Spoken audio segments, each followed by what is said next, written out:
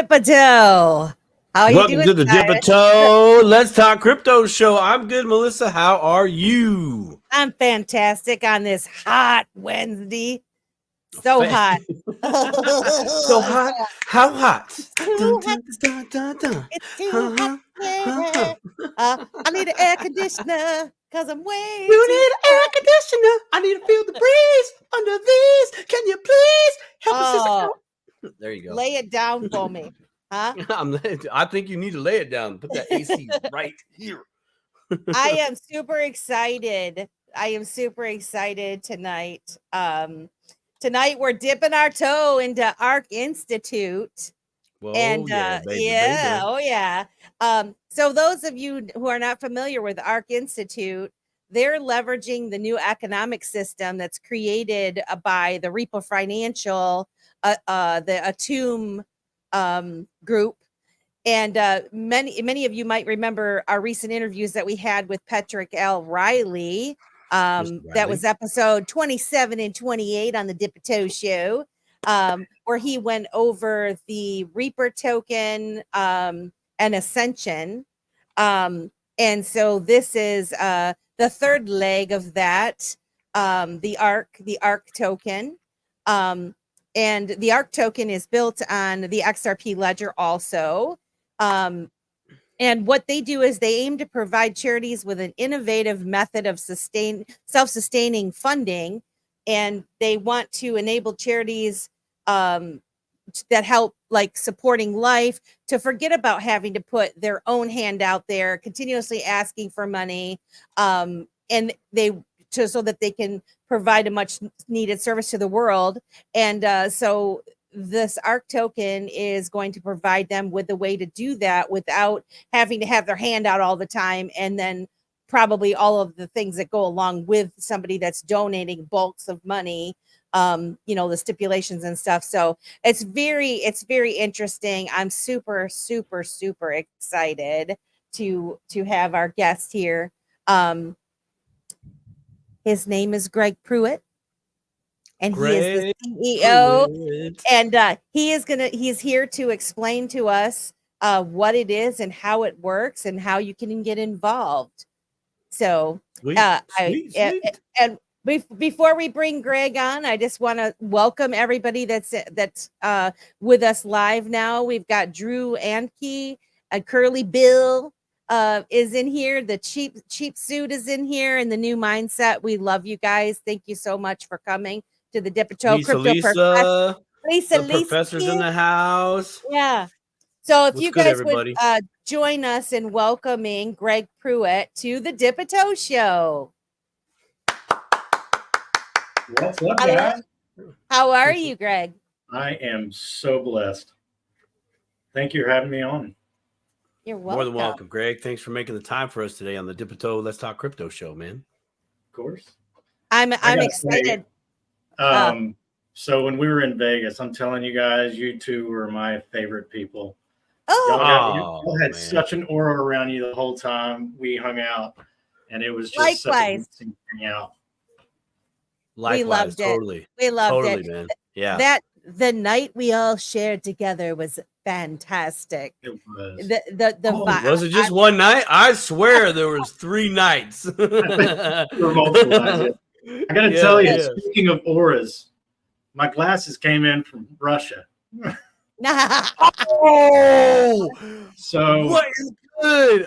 I found these glasses that apparently it's supposed to make you be able to see people's auras easily. I guess easier. So I had to buy them, and I ordered them from Russia, and it was pretty sketchy, but I got through it.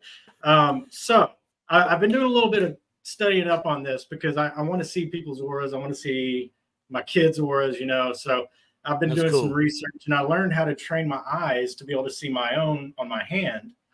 Right. And so this is about right here.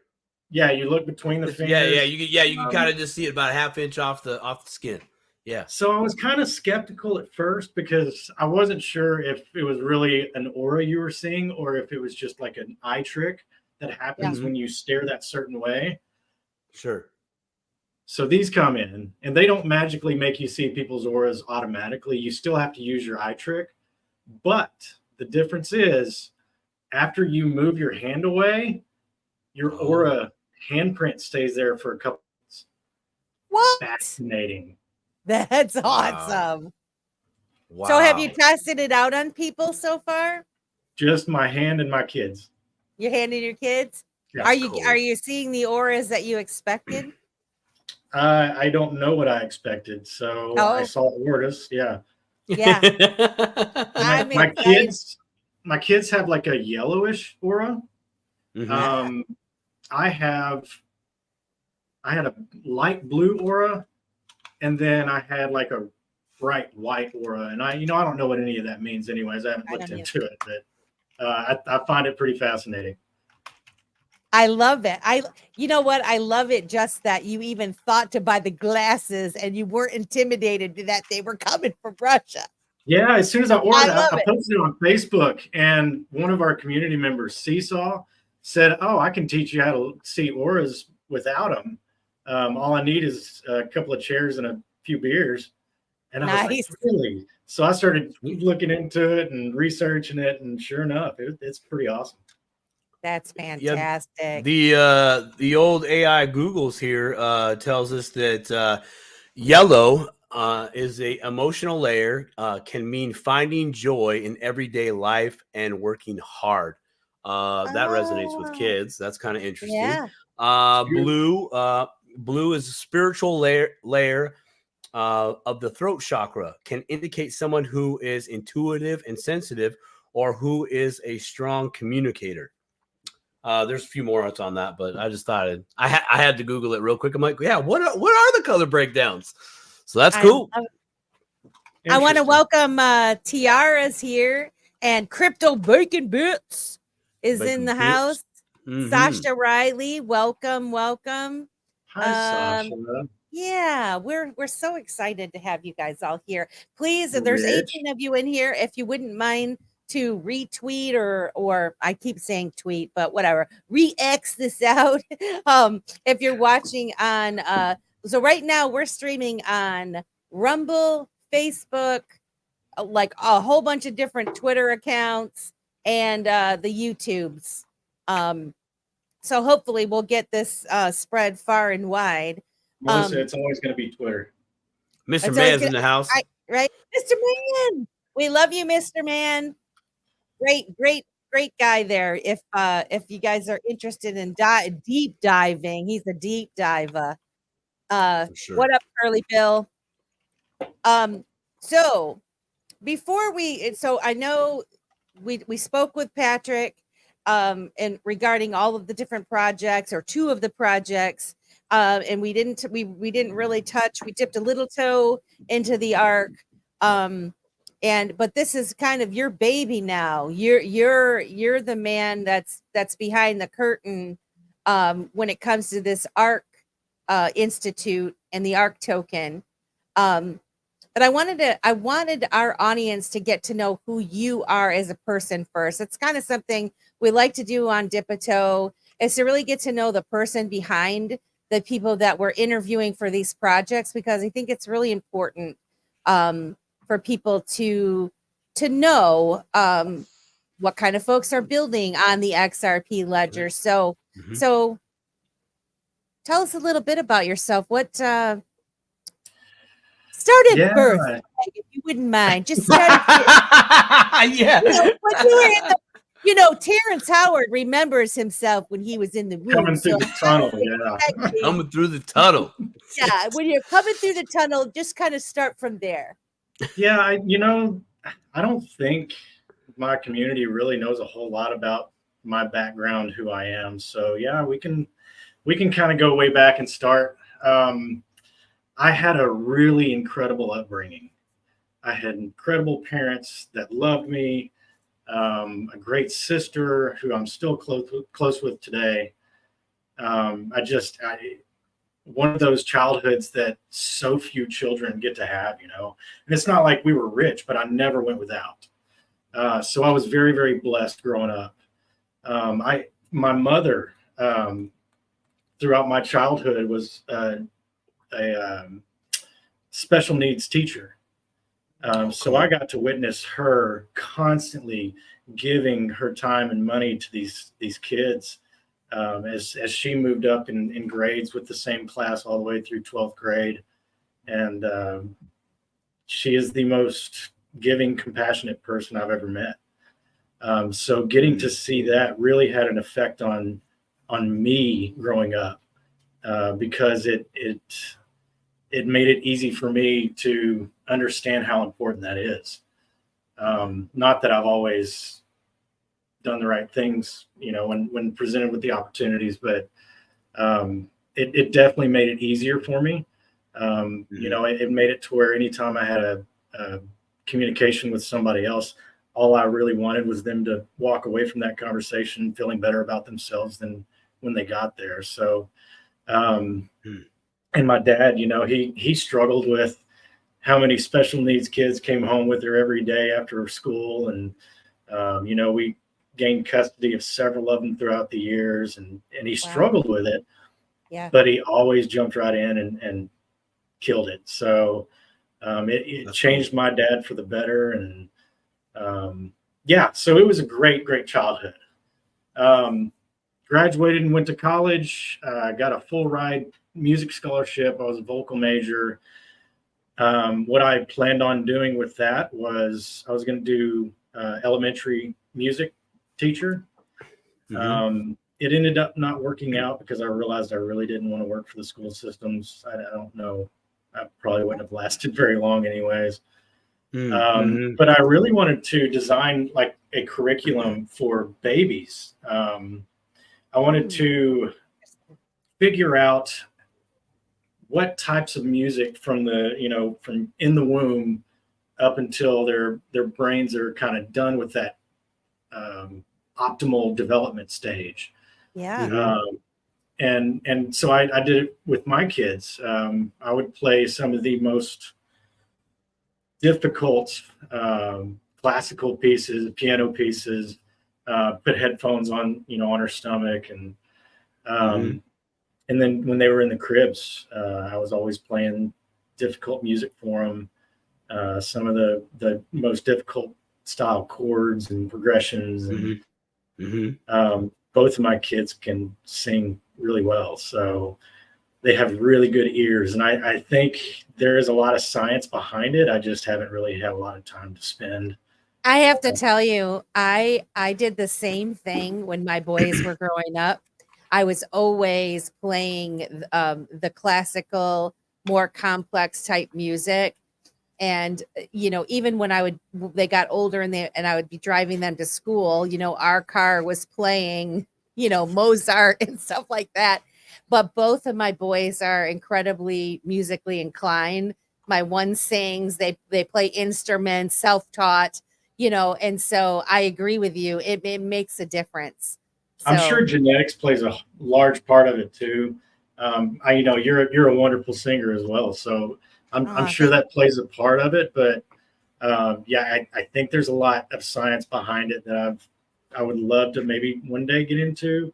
But yeah, I don't know. Do you think that playing music to them now, like say if it's a stressful situation or, as they're getting older, if you play the music in the background, have you tried to see if it calms the situation down at all? Or isn't it something? It's amazing. I think I love that. I love that about you. That's fantastic. It was it works just as well as a slice of cheese thrown on their face. Yeah.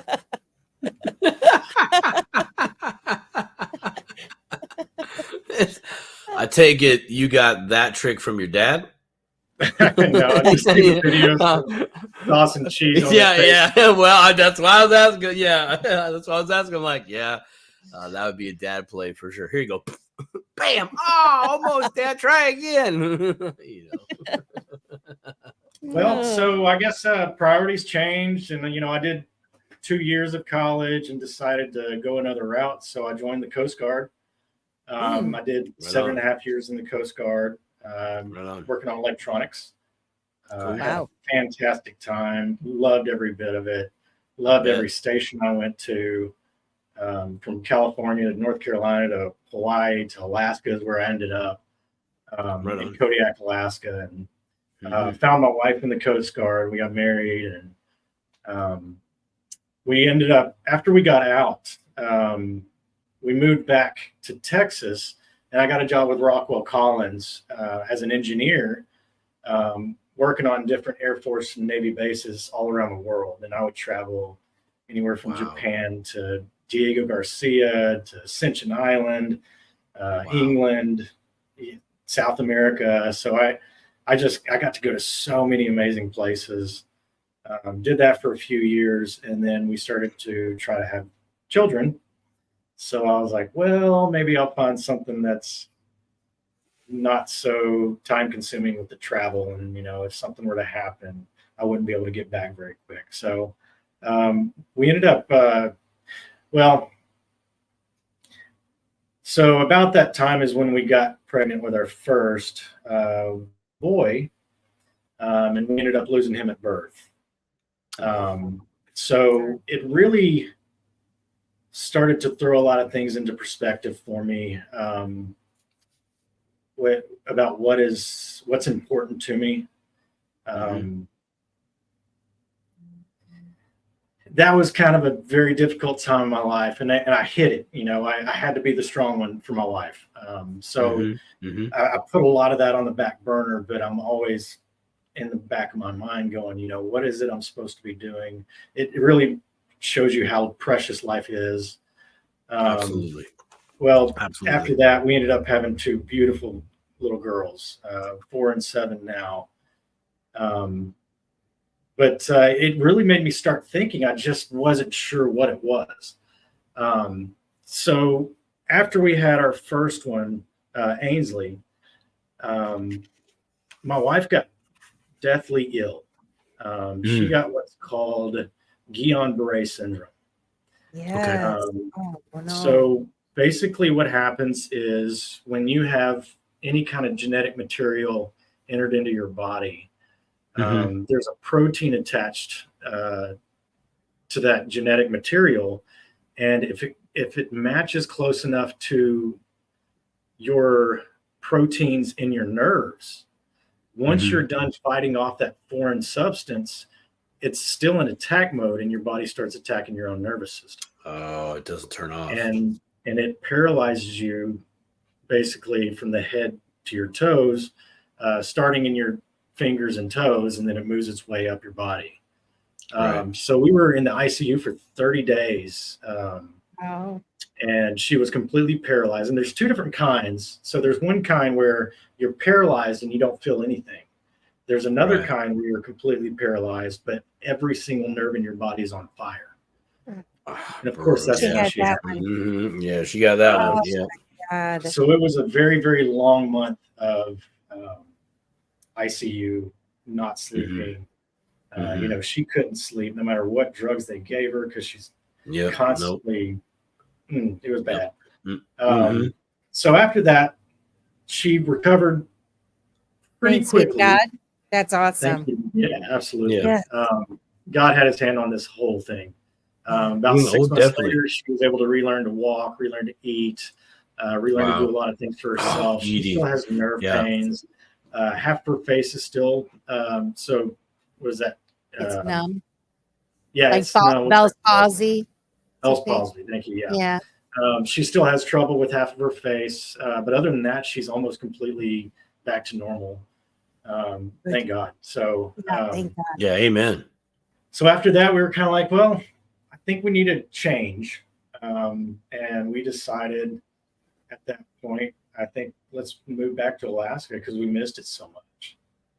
So we did, and I got a job climbing towers with AT&T, and loved doing that. Loved the work, loved the climbing, loved the cold. But my body was slowly telling me this is a 20-year-old job. Yeah, right. Very, very relatable right here. Union sheet metal worker. I know what it's all about. Beating up your body. Yeah, for sure. So we made it back up there. Got settled in with my job, and I went on a hunt with one of my friends who had a plane that could get me into the hunting area to go bear hunting that you can't get to by boat or by four-wheeler or you're not walking car. there. Right. Yeah. So I mean, there's no cell phone service. So we took his plane out and I went hunting, got my bear in about 2.5 hours. Wow. And then we were on our way back out and we were in a plane crash. So oh my goodness, that really woke me up. And I decided, okay, I really need to figure out what I need to be doing. Wow. I felt like it was almost God trying to get my attention. Maybe what I'm doing is not. Hence my laugh. You know, like I'm like, I don't know, whatever God was trying to throw your way, you just kept missing the ball. Like, no. Yeah. Obviously, I'm supposed to be here for a reason, right? So at that point, I was already a part of the Reaper ecosystem, and I had put quite a bit of money into it. And you were already part of it when you got in this plane crash? Mm-hmm. Wow. Yeah, that was in 2022.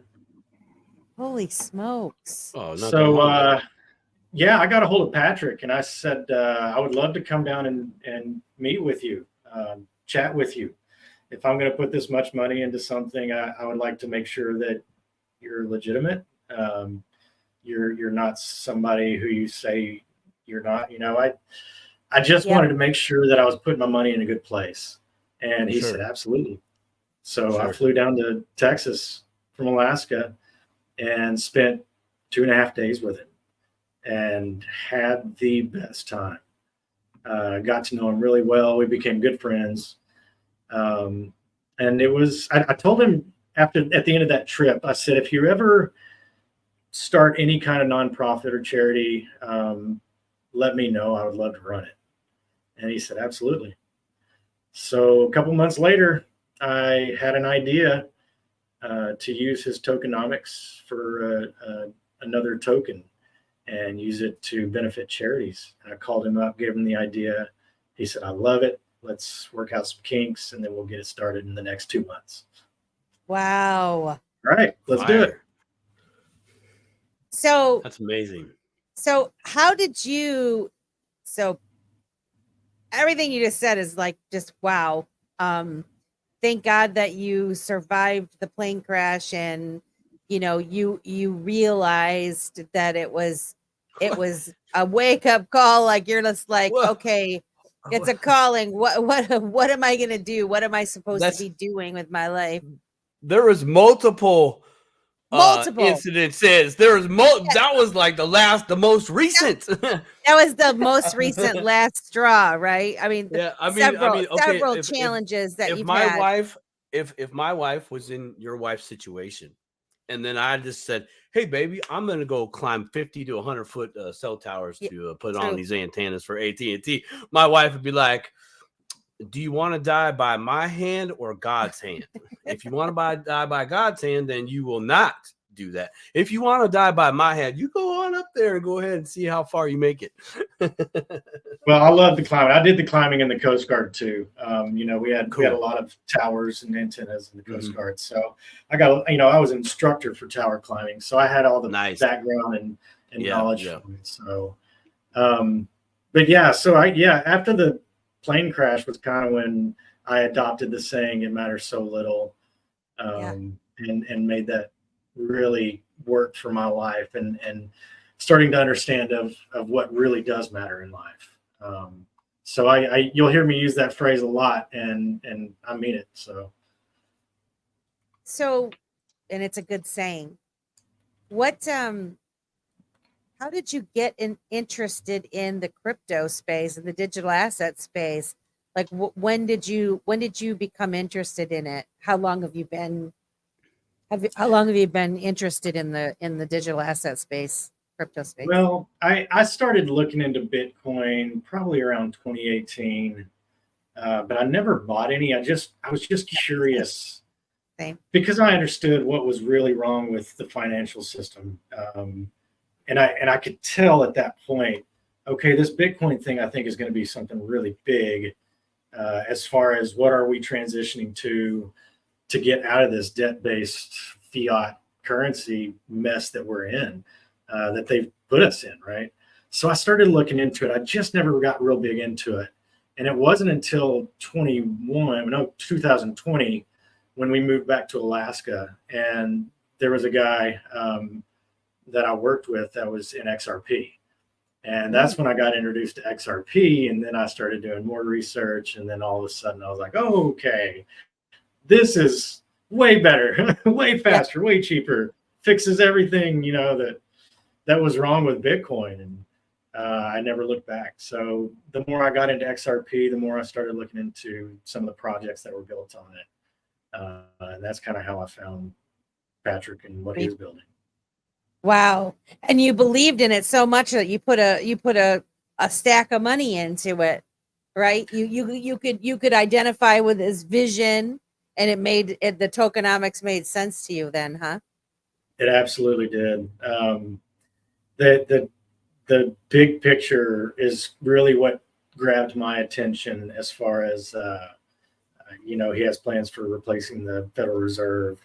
He has plans for buying a bank and fixing everything that's wrong with a bank, but keeping it a decentralized banking system where you still have custody of your own funds. So it just, everything resonated with me. Absolutely. Fantastic. So you pretty much came up with this idea then, inspired him to put together something in regards to the Ark Institute and the Ark token. Tell us a little bit more about that. So he says, yes, I've got it. And then turn the reins over to you. Is that about right? Well, yeah, I mean, he let me have it from the beginning. He said, this is your baby. I'm going to let you do it. You know, if you need help with anything, let me know, type thing.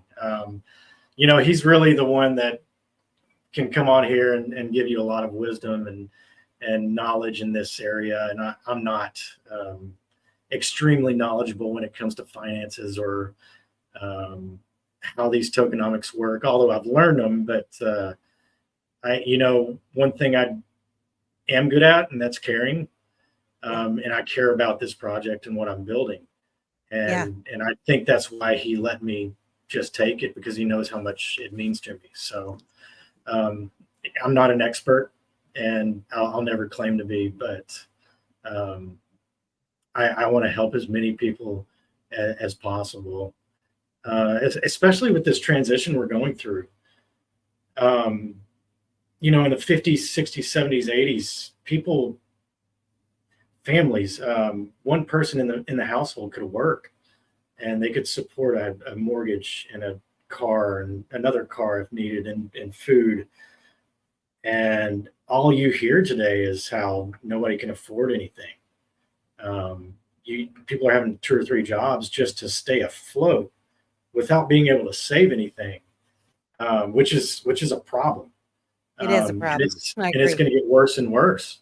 So I foresee in the next 5 to 10 years, as this problem exponentially gets worse, there's going to be a much bigger for charities, because there's going to be a lot more homeless people, a lot more people that can't afford to eat.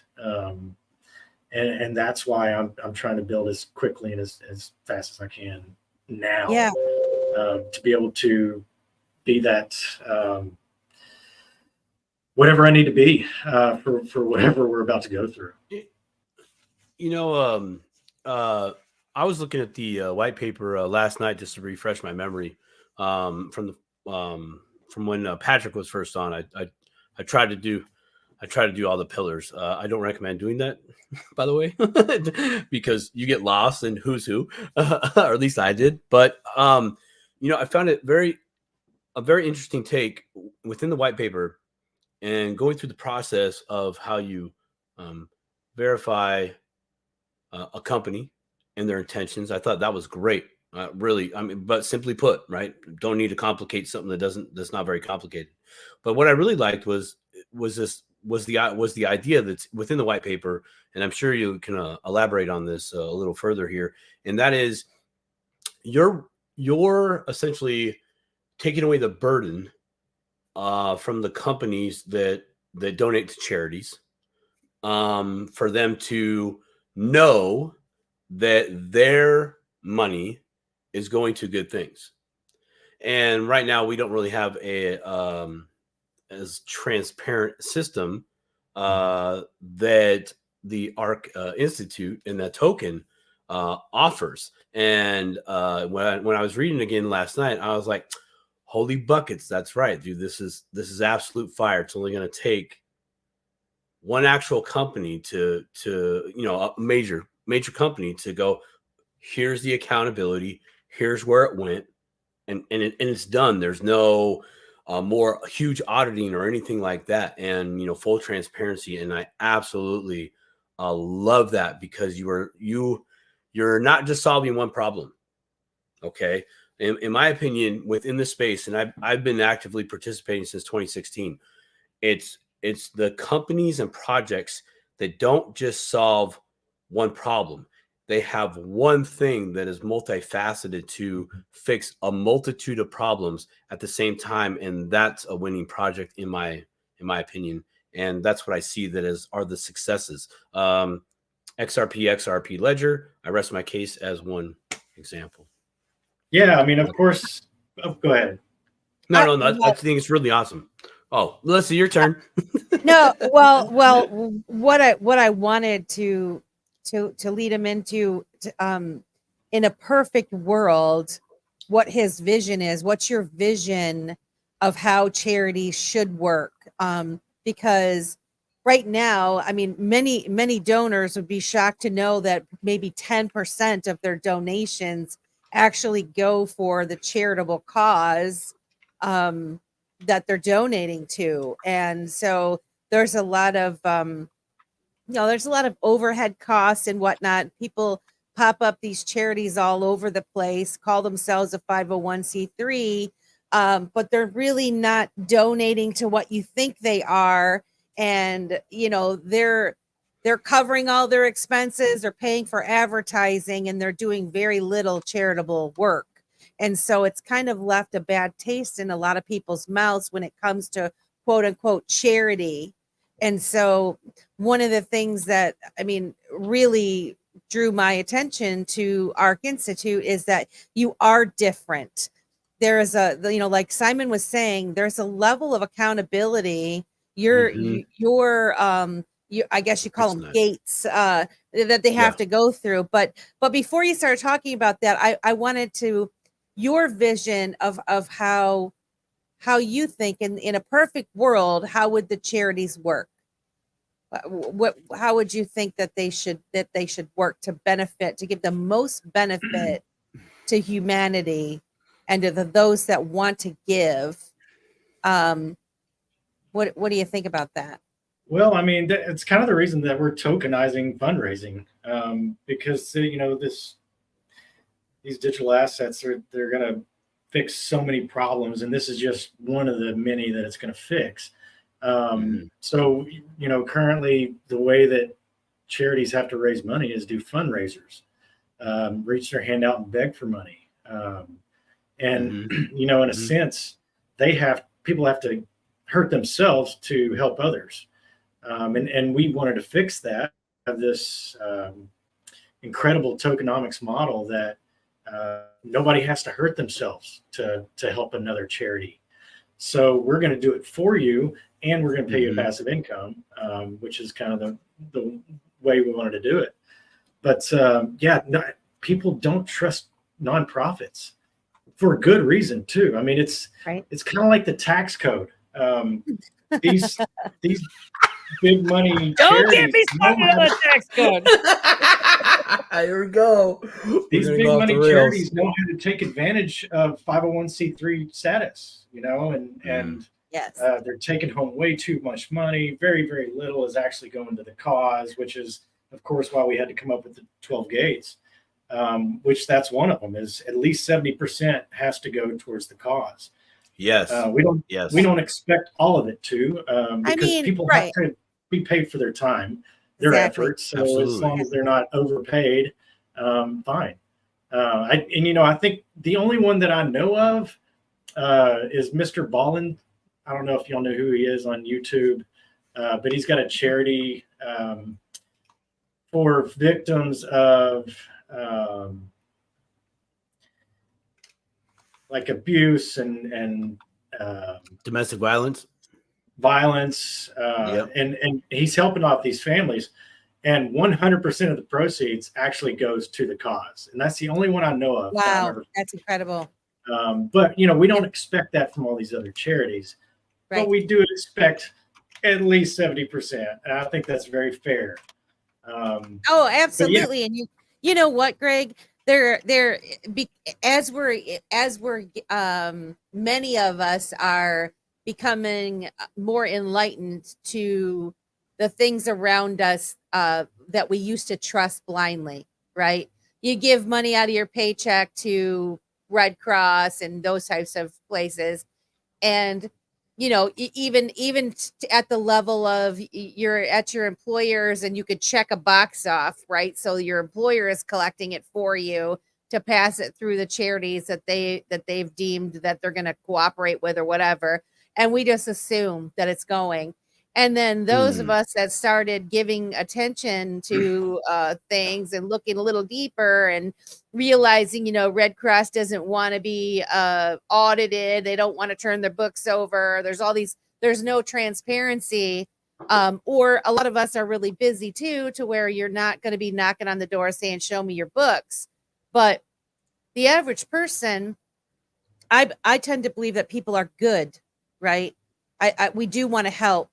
And to provide an avenue for folks to help other people, it's just like this perpetuous cycle that's just gonna explode or just gain momentum like a snowball running down a hill, right? It's going to get bigger and bigger.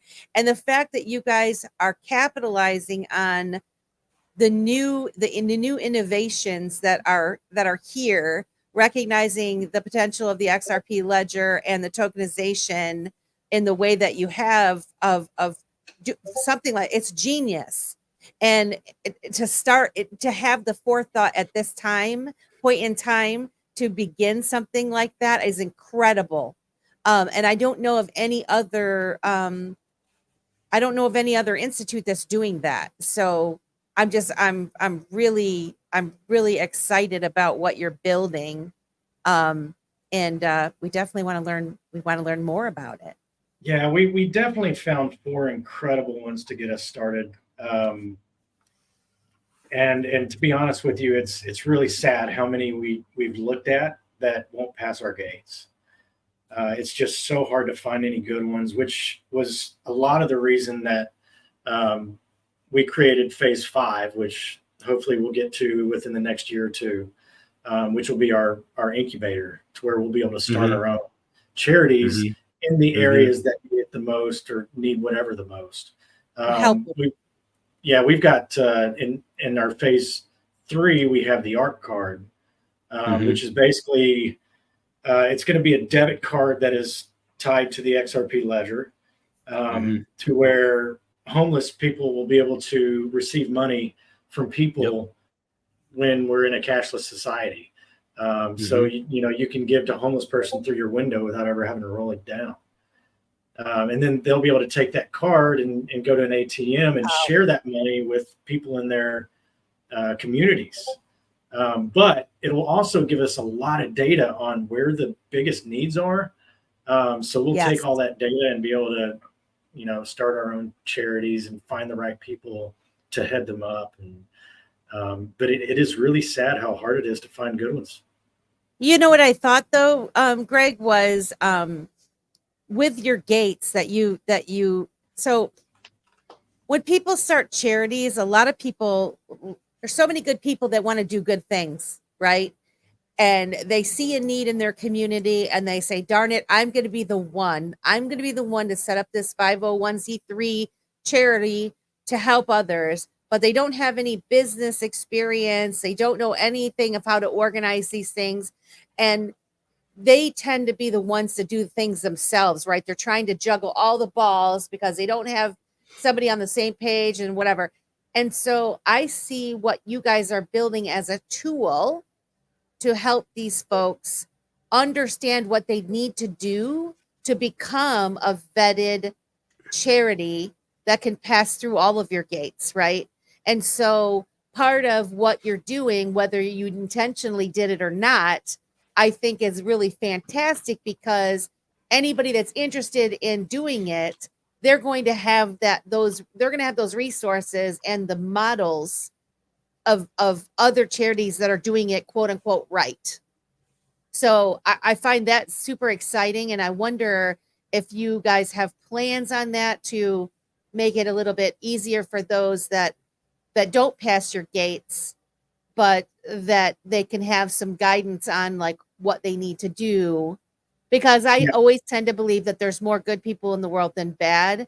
And anybody that's going to try to apply to become part of your charity, 9 times out of 10 are probably going to be really good folks that just don't have all the pieces of the puzzle in place, right? Yeah, absolutely. So yeah, with our phase 2, so what we're going to do is and I'll get into our new voting system that we are hoping to have live by the next vote. Our new tool. It's really cool. I'll get into that in a minute. But so charities will be able to buy Ark and then go on to our new system and add themselves as a voting choice for themselves. And they'll be able to do a reoccurring vote for just what their holdings are, token. Without being on the public voting list. And for that, there's only 4 gates that they're going to have to pass, which are basically really easy. And then if they want on our public voting list, and this will determine, how much we've grown it. The more we grow, the more charities we'll be able to have on our public list, because we don't want to thin it out too much. But it allows them to see where the areas in their nonprofit they need to work on to be able to pass all 12 gates. And then eventually they'll be able to make it onto our public list, which allows any holder to vote on them. Okay. Yeah, no, so that's fire. So they can be on the private list before they're on the public list then. Correct. As they're working through. Yes. Yes. Yeah, Absolutely. that makes that's awesome. That's awesome, because you know why it's awesome, but I'm just going to tell it for the diptoers out there. This is awesome because as Greg identified, they went through so many charities that just didn't cut the mustard. Okay, that's a problem. That's a problem that needs fixing. So they integrated that into the project to go, okay, you can't pass the test today, but we're not going to leave you behind, because you did at some point in your existence probably actually had good intentions. So let's bring those back to the forefront and get you to play real ball and do real good things on this team, with this project. Yeah, that's great. That's absolutely great. Yeah. So since, we're a very small startup, I think our market cap somewhere around 200,000. But that being said, we've fundraised $91,818 total. Wow. Since a year and a half ago. 55,165 went to charities, and the rest went to holders as passive income. So we're still doing really good things, as tiny as we are, which means I'm just so excited as we grow, because that impact is going to grow with us. Yeah. That's fantastic. I had someone send me an overview of how the Ark token works. Do you know what I'm talking about, Greg? It may have been Rosemary. No, it was Alaskan Squeeze, I think. Oh, gotcha. Yeah. So I was gonna. Do you mind if I show this this graphic of how it I would love for you to. All right, so let's see if I can share my screen. There we go. I think this is it. And okay. So I don't know if you can see that. So do you want to go over this, how this Ark token actually works, Greg? for the audience to understand kind of how it works? So actually, we've made a change. So there is a tiny bit of difference, but I'll get into that in a second. So every month we mint 1 million tokens. We started out with 100 million, and I know Patrick went over this, but it's the same tokenomics, just a modified version for Ark. So every, and then that's turned into XRP. And then 45%. You cut out for that one statement. I'm sorry, I didn't hear. You said every month. How much is? 1 million Ark are minted. 1 million Ark. So Ark Institute did not black hole Ark token, so that way we can mint. An inflationary model. Can you explain what black hole means? I'm sorry. What is black hole? So mean? if you black hole a token, you can never make any more. The same with Bitcoin. You can never make any more Bitcoin. XRP, you can never make any more XRP. So that means they're black hole. So what we are doing is it's a structured inflationary model, very much unlike the US dollar. The US dollar is very inflationary. There is zero oversight. We have no clue how much they're actually minting, but we are a structured inflationary model. But so the first 1 million we minted our first month, it was 1% of the total supply. So the second time, since it was 1 million, and then there was 101 million in existence, it was actually less than 1%. It was 0.99%. So it's a decreasing inflationary model. It's a less percentage every single time, but it's always the same amount of tokens. So those are sold into the market, and then half of it is what pays the charities based on the blockchain voting from the holders themselves. And each Ark you hold is equal to 1 token. So it's proportionate to how many you have. Okay. And then the other half right now is split between RPR token, which is Reaper, and then ASC, which is Ascension. And that goes to market, buy those 2 coins, and then airdrop to every holder based on the amount you hold. Now, I guess this will be a good time to get into our new voting mechanism that we're building. We have added what's called a pick your passive. So there was no choice in what your passive income was as an Ark holder up until hopefully this next vote, because you'll be able to pick how much you want, whether it's Reaper, whether it's Ascension, whether it's XRP. So we'll be able to pay you whatever you decide in whatever percentage increment you want. So if you want 80% in XRP, 20% in Reaper, that's what we'll give to you in your passive income. Now, this is for the folks that are donating, buying the Ark tokens themselves. So they don't ever donate anything. They never lose custody of their Ark. They can sell at any time. They just have the ability to vote where they want their portion of the funds to go to, which is the funds we generate. So it's never out of anybody else's wallet. It's always what we fundraise is what we donate. Yeah. So basically, you buy the Ark token, and you just know that a certain portion of it you're gonna get back in some passive income. So a certain portion of it is going to go to the operations of Ark Institute and making sure this all stays, keeps running smoothly. And then the other portion goes to the vote for the charities that are up for a vote. And that income then is dispersed to those charities, correct? Correct. Yeah. So what we do is we keep 10%, and actually we keep it in Ark so that we don't have to sell it into XRP, which decreases the sell pressure, which is always good. But actually, we just instated for NFT holders, because we have Ark NFTs that we've Crypto Bacon Bits has made that we have sold in the past. So we're actually taking 10% of that and keeping it in Ark as well. And we are paying that Ark out to NFT holders directly, which decreases the sell pressure even more. And then the remaining 40% and 40% are what's going out to pay the charities and then the holders' passive income. Nice. I want to welcome. We got some new people in here. We got Clint B. Welcome. JTXRP, who makes all those wonderful videos for the Reaper family. If you guys check out JTXRP's YouTube channel, there's a lot of instructional and informational white paper reading. For those of you who don't like to read the white paper, he's read it for you. We got our friend Joe Schmo in the house, and Booney 82, and the lovely Kita's in here.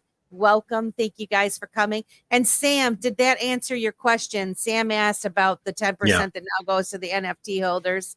So I think you answered that. So that's fantastic. Think it should have, So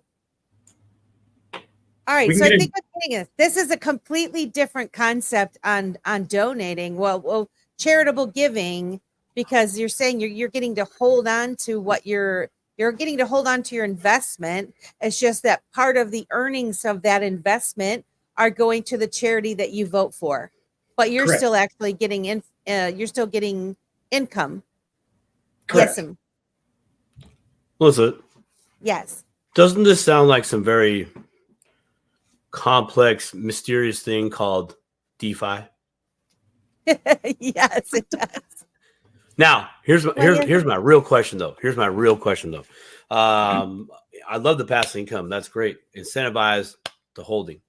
And the other portion of that goes to charity. I'm curious to know if for every holder of said token, passive income, but a portion of their initial acquisition of the token, thus their investment, went to donation. So can they write that off? Yes, they would do it. Giving to charity, right? So maybe you take your passive income, get a little bit more to balance your own ledger, knowing that you're doing good, and you've created your own system to keep on participating to give in even the more. Ark Institute project. I mean, that just sounds like a pretty simple play to me, but just wanted some validation on it. That's what's so beautiful about. That's what's so beautiful about DeFi is they can do whatever they want with their passive. That's right. So my question is, are you going to provide them with the traditional statements that they would get for these types of earnings? Or is it going to be like, I don't know, like if I donate to Salvation Army, for example, right? I give cash or donate clothes or whatever, put it on my tax return. I just have to have the receipt. If you're smart, you keep receipts that you donated X amount, fair market value, blah, blah, blah. This is actually the amount, fair market value of the income that you received at the time you received it, right? As how I would assume one would be able to deduct it from their tax return. And because you are using vetted 501c3s, they're already going to be a recognized charity to enable them to donate or to deduct it from their taxes as a charitable contribution. So I guess I'm asking, do you or do you not even need to give them a statement? So as far as the tax benefits of our donations, unfortunately, it doesn't go to the holders. I wish there was a way around that and it could benefit the holders in that way as well. But there's no way around it. So yes, it does benefit Atum Industries, which I guess in and of itself is good. But yes, so at the time of the donation, whatever it is, USD value is the benefit you would get for your taxes. So, and 2 out of the 4 of our charities that we have on our list have Zone wallets, so they can actually donate anytime they want. As a matter of fact, those two charities we've also done auctions for. And cool. we had a lot of people donate a lot of their Ark in these auctions as we auctioned things off. And all of that Ark that they donated went into a Zoom wallet for these charities that are on our list. And they would be able to take that amount they donated in this auction, that amount of Ark, and they would be able to use to benefit their tax return. Yep. Okay, so the JTXRP says it's not a donation; it's better than a donation, and he says we need a word. I agree, JT. So the person, really honestly, for most folks that donate, like, I don't really care. I generally don't even try to deduct it from my tax return anyway. So I don't think it's a huge issue on that. I just want to be clear. Someone that buys the Ark token and then has their voting portion go to said charity that is a recognized charity, 501c3 or approved charity, they will or will not get somewhat of a benefit on their tax return. Will they be able to recognize? They will not. No. They will, however, be able to get a recognized benefit if they donate to those charities that have a wallet specifically that they could donate directly. Then they would. Correct? Absolutely. So right now, the way that it's working, if I'm understanding you, because Tomb Industries, they're like the main, the over, what do I want to say? The main company, the umbrella company over all of these, over top of the Ark Institute. They're the ones that are going to be donating per se. The money is going to come from Ark Institute because we don't want the money coming directly out of your personal wallets as you're buying these, right? So it is going towards the charity out of Ark Institute, which they will get the benefit when they file their tax returns. However, it is to the benefit of all members because that is part of keeping Ark Institute running smoothly and taking advantage of all the current tax laws that they would be able to take care of. They're taking, that is how I see it. You have a question, Simon? Sorry. Well, I'm seeing a play there that might be kind of gone over, right? And you both touched on it a little bit, so I just want to put emphasis on this. A person, or rather one company, a company that is a profit company, could buy said Ark token.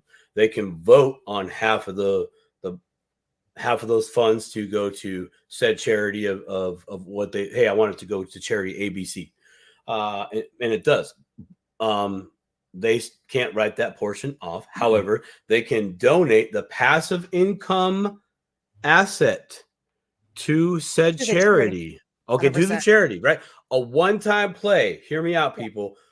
A $10 bill to that company, and then it gives the whole year. It comes back because that charity now has the income producing asset, right? And now they've stabilized their liquidity for their projects, correct?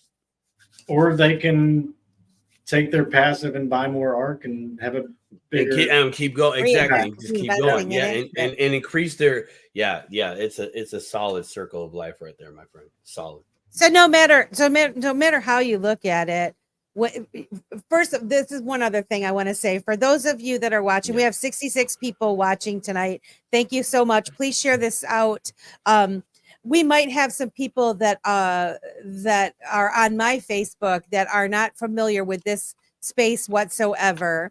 And people that are going to come across this video in the future as this digital asset space kind of gets really rolling, right? They're going to see this in the future.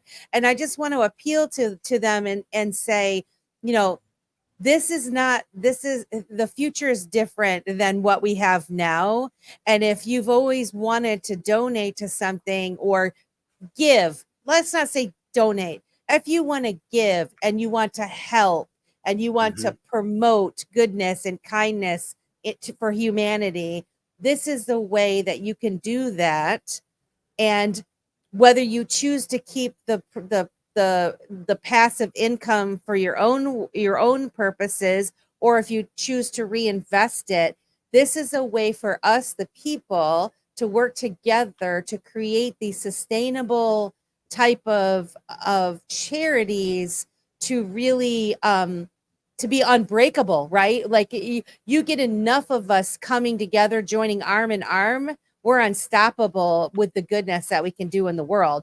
And then couple that with teaching others on how to get their charities up and running to pass through all of your gates. I mean, what you guys are building is incredible. And So I'll say one other huge benefit of the idea of what we're doing is so many charities, either went under or came to a halt during COVID. People just stopped giving. They lost their jobs, whatever it was, and there was just so much charitable giving that just stopped for a few years. Well, this fixes that, because we're not going to stop giving, no matter what happens. That's incredible. And we haven't even touched on the tokenomics of the building built on XRP, and then it's attached with XRP. And as the value grows, what this is going to mean. I mean, the people that are going to watch this video 5 years from now, 10 years from now, are going to be like, like, wow, these guys were so early, and what is happening? Like, it's super exciting what's being built. Like what you guys are building is super exciting. And we are starting to back Ark with XRP as well, using the Pillars Fund. So just like the Drip Fund for Reaper, the Ascension Rain Fund, we are starting to build our XRP backing, which means when XRP does its thing and takes off, it's going to eventually take Ark with it. And at that point, there'll be no looking back. Wow. Yes, I agree. You guys are on fire with what you're doing. It's just so keep expanding on how this works. I didn't want to leave the graphic up if it was outdated. Oh, that's fine. It's just the NFTs that were the update. Oh, the NFTs were the update. So do you want me to put it back up there to kind of to show people? Is it called the tokenomics of it? Is that what you say, the tokenomics?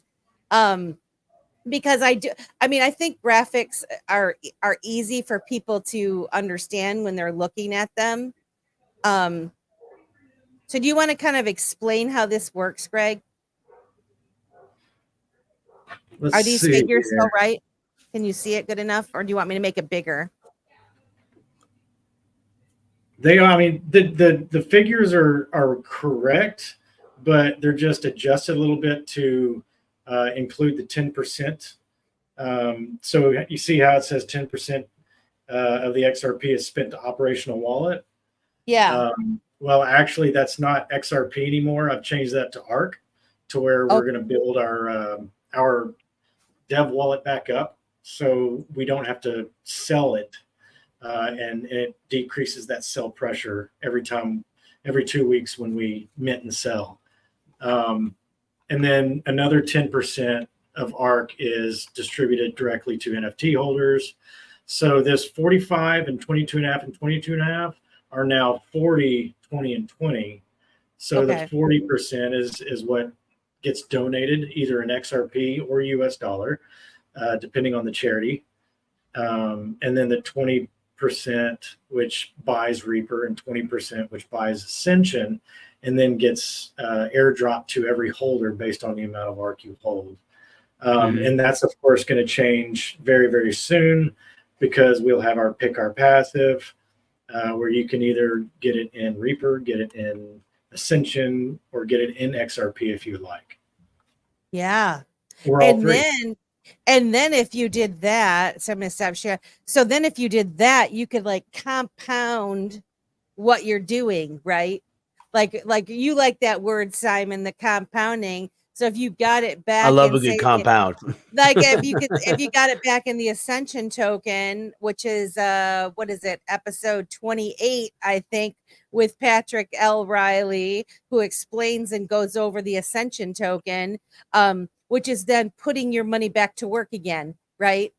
So I mean, this system of tokens that you're creating, and it's transparent, right? I mean, this is, I guess, I want to back up a little bit.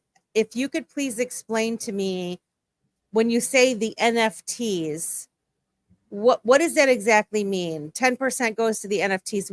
What is the NFT aspect of this? I don't know. Sure. So what we did was, when we did our first two auctions, Crypto Bacon Bits, who is our artist, love Bacon Bits. He created 10 NFTs for both of those charities that are on our list. And we sold a couple of them in the auction to raise money. And then we sold them afterwards, sold the rest, the 8 left over, just on the open market, and people could come in and buy them. So what we've done is we've given a point to every single NFT we have based on how much they cost. So for every $1,000 XRP spent on the NFTs, you get a point attached to it. So depending on how many NFTs you hold, then you get per point so many ARK every 2 weeks now. Oh, okay. Very cool. And then can they sell their NFTs to Yes. to your people, or? So yeah, they can put it up for sale, and if somebody buys it, those points transition over to their wallet, whoever owns the NFTs, and the next time we do our mint and sell, then the ARK will go to that new holder. Because we'll read the ledger before we do the airdrop, so we'll see exactly who holds that NFT before we airdrop it. Very cool. And all of your is all of your information. So, okay, as we talked about it before, sorry, Simon, I'm hogging all the questions. I apologize. They're popping in my head. If as people are donating, and we talked about transparency in that, is there a way for them to see on the blockchain what's going on, what's being, donated, I guess, or? Yeah, I mean, we keep a spreadsheet of all the numbers, and then we give that spreadsheet to the community, showing exactly what was minted, how much we got for it, how much to each charity it goes, how much to each holder, as far as passive income, and then you can follow every single transaction on the blockchain to find out exactly where it went. And absolutely, yeah, everything is available on the blockchain, and every wallet we have is public. So yeah, you can easily follow, as long as you know what you're doing. If you know how to follow along on XRP Scan or BitHop, yeah, everything. And that's completely different than the current way. Absolutely, yeah. I just want to give a shout out. Oh, sorry. Go ahead. I just want to give a shout out to Crypto Bacon Bits. Is Crypto Bacon Bits the one that created the graphics? Then is that all of the graphics? Is that the one? No, a lot of our graphics are done. They're done by Rosemary, and I know that she's had a lot of help from JT as well. Somebody did this one. You see it? I love this one. There's a 2, that would right? Be Crypto Bacon Bits, and I did not okay this. I love this. This is so fake. I love it. I absolutely love it. I had to share it with you guys. Huh? Sorry. Huh? Are you speechless? I love it. I love it. I love it. I can't remember. There's like about three different 80s movies that just ran through my mind right there, looking at that graphic. That should have been that could have been the front cover of one of those VHSs back in the day. Right. that's absolute fire. Melissa, before sir. you get to that, you were referencing something about a current system. What current system are you talking about? I mean, the current system of charity donations, where we're either, like I said, you're either having it at work and saying, do you want to donate to this charity, and check a box off, and your work collects the money and does it. You never think about it. You're just like, oh, I'm donating. Or you're donating to something directly, thinking that the money's going somewhere. However, you don't know that it actually went where it's supposed to go. And whenever you ask for transparency, or outsiders are asking for the records, they're like, yeah, we're not going to share that with you. That's Nunya. And so it kind of put a bad taste in people's mouth. But this concept is so different than the traditional way of giving, right?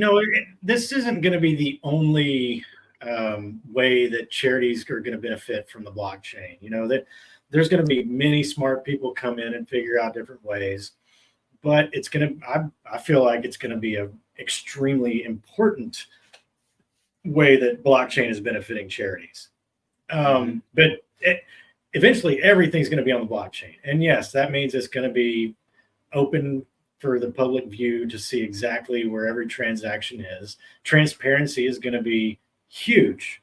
But I mean, it's not just currencies. It's not just minting and creating money to send to charities. It's going to be real estate. It's going to be data. Every bit of data, if it's not on the blockchain, it's not going to be verifiable. Just think how easy it is to fake anything today.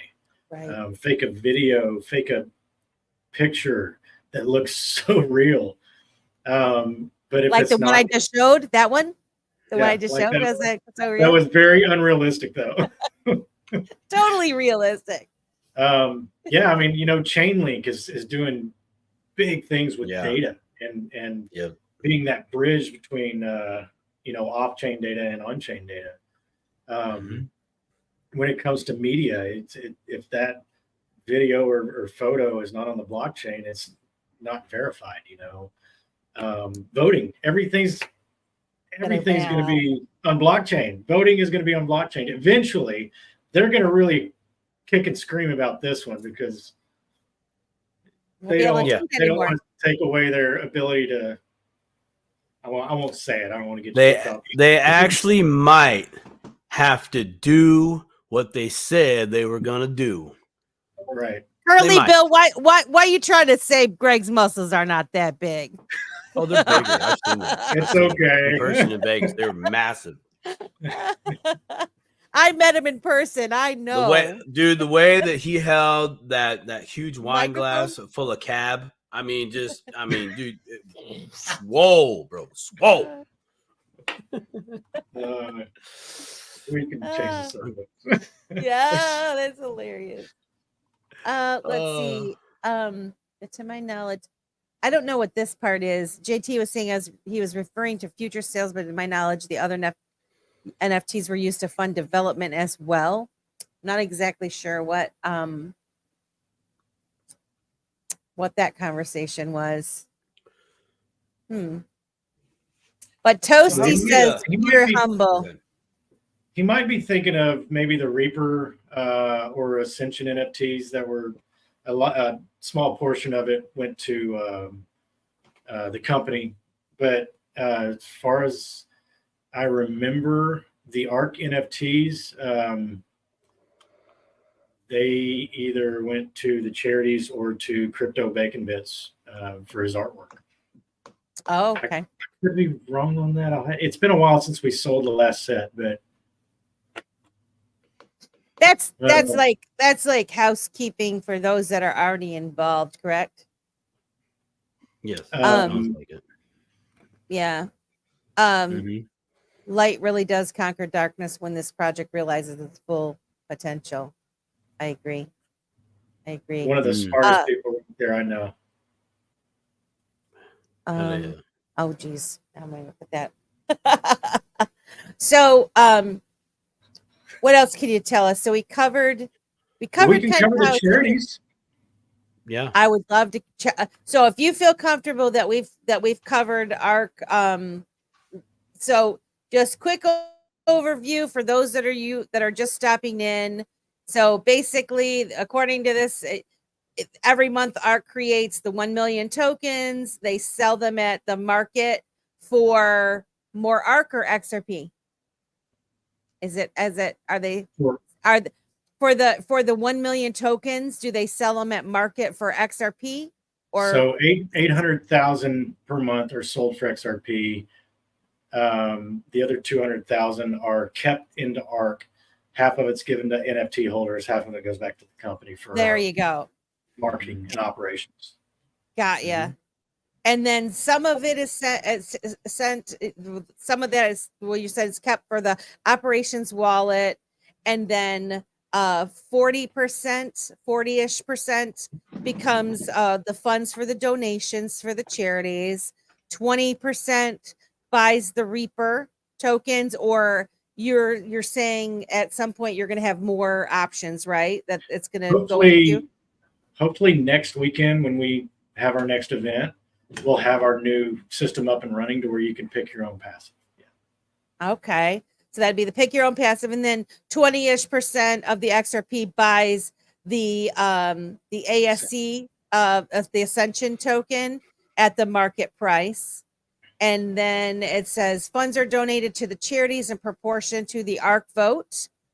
And Reaper, or whatever your pick your passive, is distributed to the Ark holders in proportion to their Ark holdings.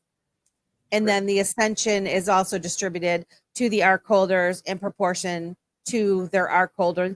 And you can go to their website, www.ark.institute, and get a much more overview on how this is all working, for those of you that want to kind of look at the website as we're chatting. So yes, I would love to find out more about your charities. You have 4 now, correct?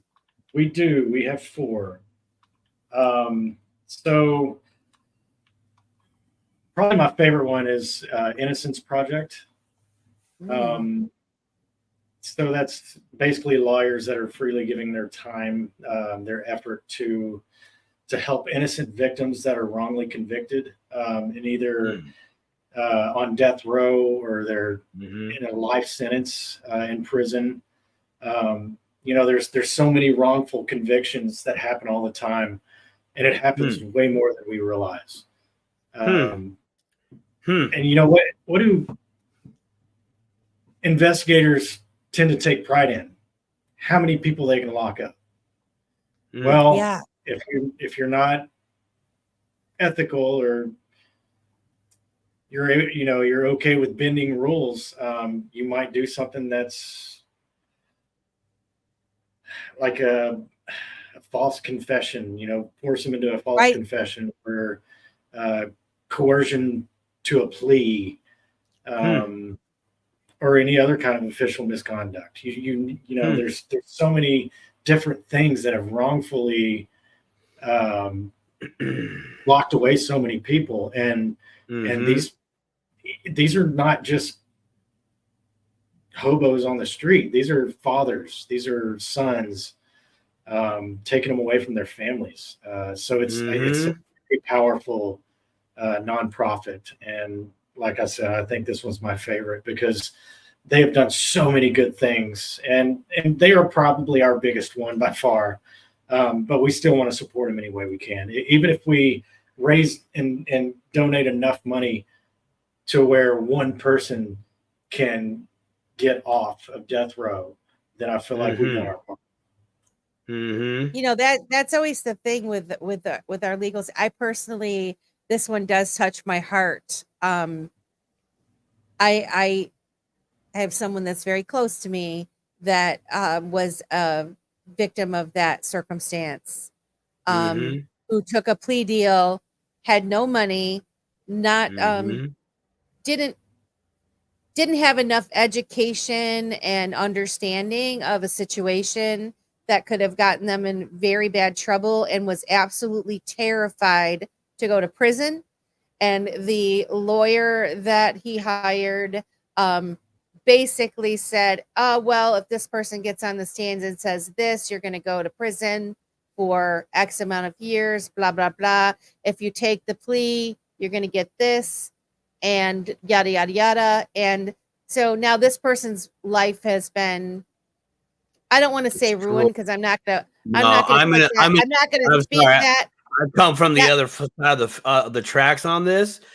Yeah. Ruined, in my opinion, absolutely ruined.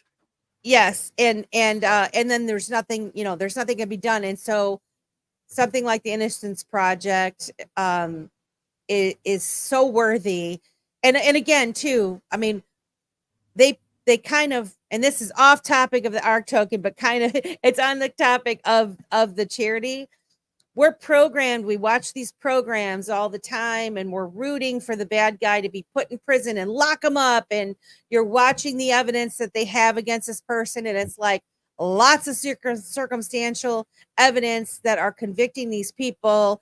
And, sometimes all it is this person says this and that and whatever. And the next thing you know, these people are in prison for life or whatever. And I'm thinking, you better be right. If you want to scream for the death penalty and all these things, you better be right that person did this, because, there are a lot of people that have been falsely accused and imprisoned. And so I'm very happy to know that they're part of Ark Institute. Did they seek you out, or did you guys seek them out just out of curiosity? No, it was actually one that was very near and dear to Patrick. So that's why we did look into them, and they passed with flying colors. Amen. That's fantastic.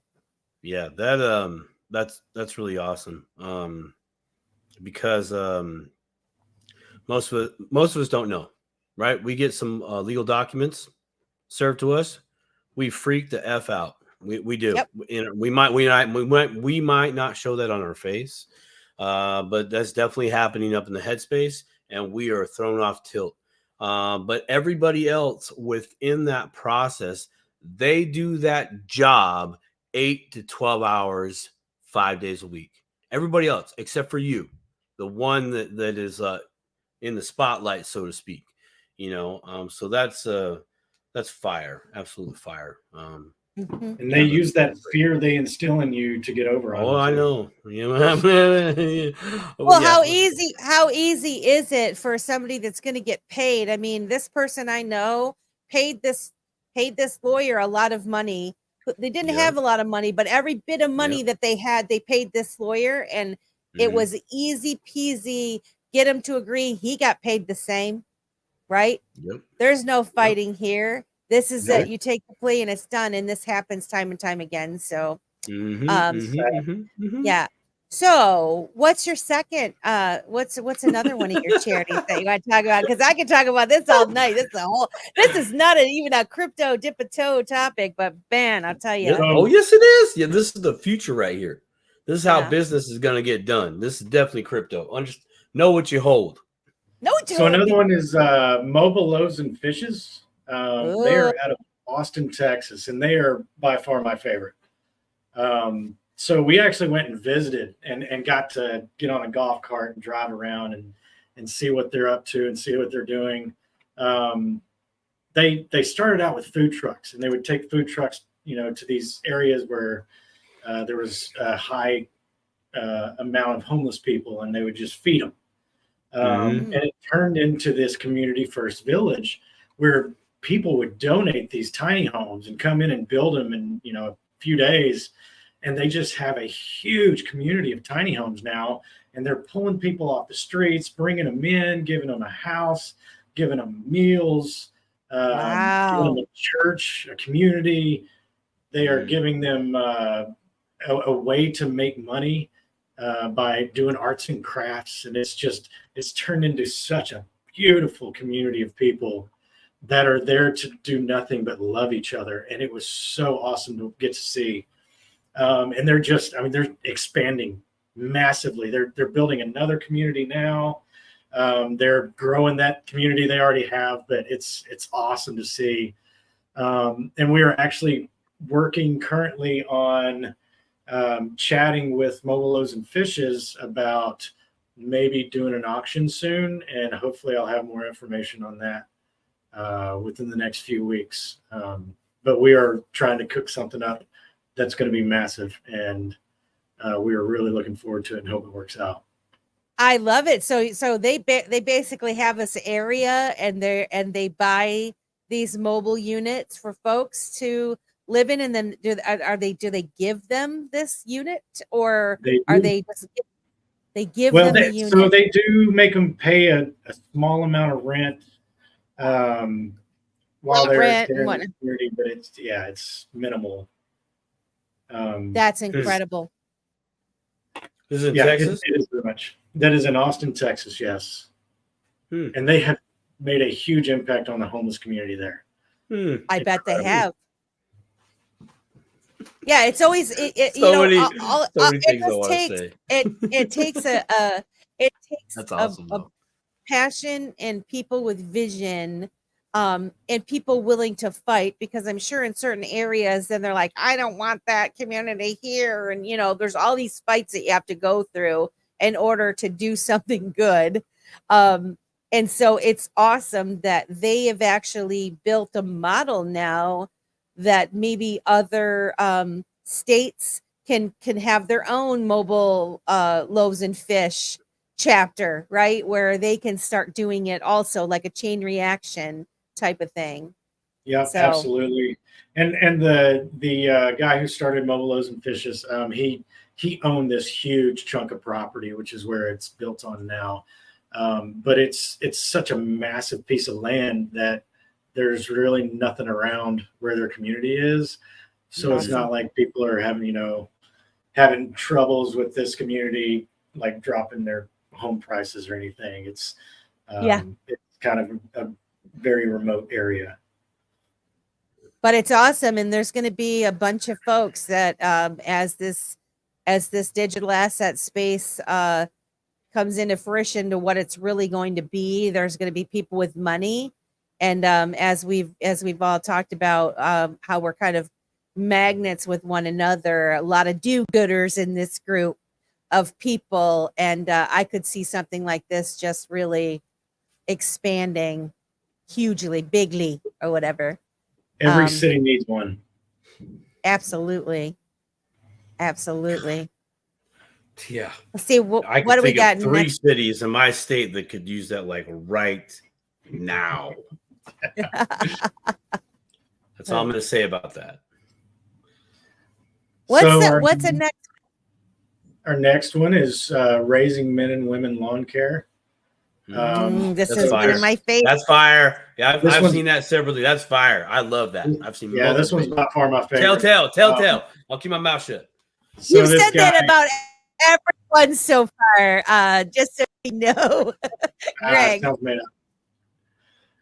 So Rodney Smith Jr. So the story is one day he was on his way home and he saw an elderly gentleman struggling to start his lawnmower. So he pulled his car off the side of the road, hopped out, ran over, started it for him, and thought to himself, you know what? I think I'm just going to mow his yard for him real quick. And then the guy thanked him, hugged him as he left, and he got in his car and left, and he goes, you know what? I've got an idea. So he started the 50-yard challenge, where he encourages youth all across the U.S. To do this 50-yard challenge. So these kids are learning commitment. They're learning service to others. They're learning how to love those that are less fortunate. And it's such a beautiful thing to witness, and how much it's growing since we started with him. And then once a year, he drives all the way around all 48 states of the lower 48. And then he flies to Hawaii and he flies to Alaska. And he gives every person that finishes the 50-yard challenge, he gives them a mower, a weed eater, and a blower. and just gives it to him, says thank you, drives on to the next person. And he is so committed to this. He's going to need a lot of help really soon because I think he's got, is it over 5,000 kids actively doing it right now? Yeah. Yeah. 5,153 kids doing it. Oh yeah. I see the little pictures that he posts on X of the kids that said, I joined the 50-yard challenge. And I mean, just what a fantastic idea. And like you said, teaching them, just humility, giving back, teaching a real world skill of cutting a grass, problem solving, a business. That's a business right there, man. That's a business. Yep. Yeah. That's what you want, man. That's what when I was growing up, I did both of those in my neighborhood, both of these, that mow lawns in my neighborhood. I cut grass. Another one, I was the paper boy. I delivered papers, and I had to go around and collect the money once a month and do that awkward knock. But it taught me good things in business, but just also my neighborhood. Build that relationship. Hi, so-and-so. Hi, so-and-so, it brought community together within the neighborhood. I think that I remember first hearing about this and I was like, dude, that's fire. Again, one idea fixes multiple things and serves multiple things with this one idea. I love it. Yeah. And you guys are definitely hitting with the Ark, man. Straight up. I mean, one idea fixes multiple things. I love it. Or addresses multiple things. And I love that it's raising men and women. Yeah. It used to be raising men lawn care. Yeah. Until I remember that. Little girls started putting up signs. I'm doing the 50-yard challenge. You go, I better change it. Yeah, it's good stuff. Cut some grass. Cut some grass. So the fourth one, and obviously this one's by far my favorite, is battle dogs. This is where we went to Alaska a couple months ago and got to visit and spend time and do some work for them, get to know them. What they're doing is absolutely incredible for our veterans. They hold these retreats, have no more than 4 or 5 veterans come for these retreats. And basically they call it a reset. And I'll get to that in a second, but they'll take them hunting, fishing, snow mobiling. They'll take them onto a glacier tour, on a plane ride. And it really helps these veterans that are struggling with PTSD, any other mental health issues. And it is very therapeutic for them. And they're doing some natural healing things that they're trying to add into it, which we really loved when we got to go see them. But it's such a wonderful outdoor experience, by harnessing that natural splendor that only Alaska really has. It's such a beautiful thing. And I'll tell you, so a big part of this is sledding with the dogs, because he's actually a dog musher, and he does the Iditarod every year. Oh, really? Wow. Awesome. So when I say that this is a reset for him, it never really dawned on me until when we were up there visiting and they took us out dog sledding. And you see these dogs that are just going crazy and yapping and trying to get off their collars. And as soon as you hook them up to the dog sled and line them up, they're ready to go. And when we take off, it's peaceful, it's quiet. They are on a mission. And it is a reset. And it clicked in my mind, y'all, when I was on that dog sled, and it clicked for me. I had lost control and I had tears coming out of my eyes, because that's what these veterans were in need of, so much need of. And when I got to experience it, it really hit me on what these guys are experiencing. And it's exactly what they need. So what these guys are doing, I'm gonna That's support what they're doing forever. absolutely. It's incredible, and I can understand. I've been to Alaska probably. I think I've been there 4 times now, maybe 5 times. My boyfriend happens to teach a study away course in Alaska, and he's done it for the last 15 years. And I've been fortunate enough to be able to go and see Alaska like this, like these guys are. And there's no more peaceful place. It's just, it's incredible. And I can only imagine how awesome it would be to be with the sled dogs and be out like you're saying. Because I just know, just walking around, I broke down crying at the salmon stream when Ryan took me the first time I ever went to Alaska. I can't remember exactly where it was, but there was a hatchery or fishery area.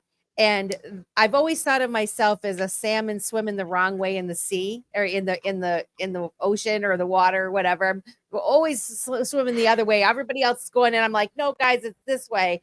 And I'm watching these salmon jump and try to get up over this waterfall to get to where they need to go, and the tenacity and just keep going. And I just like, I started bawling, like sobbing.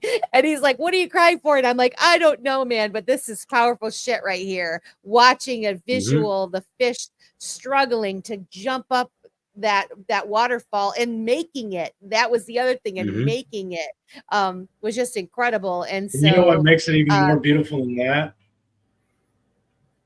is the fact that they're going upstream to have children and die. Yes, to reproduce and die. Yes. Yep. Oh yeah. Yes. Yeah, that's some circle of life stuff right there. I'm in Washington State, like I'm 2 blocks away from the Puget Sound in the Strait of Juan de Fuca. So salmon fishing is a thing, and there is nothing more beautiful than seeing a school of salmon go upriver. And I mean, I've fished the river a lot, and there's times where it's just like, nah, I'm not. I got you on my hook, but it's a catch and release. I'm like, nah, go do it. That's a little too sensitive fisherman, but yeah, it's absolutely beautiful. And you're showing us the what was the name of War Dogs? Was that it? Battle Dogs. Battle Dogs. Excuse me, Battle Dogs. I instantly had a flashback to the 90s, and there was a movie called Iron Will. It was done by Walt Disney, and it's about the that race that happens up there in Alaska. I read it on. And it based on true story, whatever. But still, that was the first like team dog movie that I fell in love with as a kid, because they use real dogs as opposed to 101 Dalmatians. By the way, still awesome movie.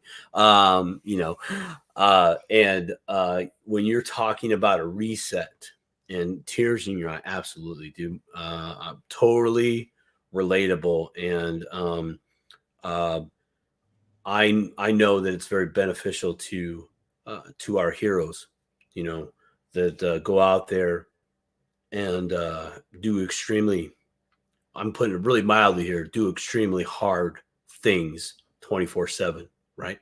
And they need to see the opposite and experience, the opposite, and let that other stuff go and come back to the nurturing, the fostering, the why you said yes initially in the first place, and rediscover that part of yourself to to care and to be one with this green earth, if you will. So that's awesome.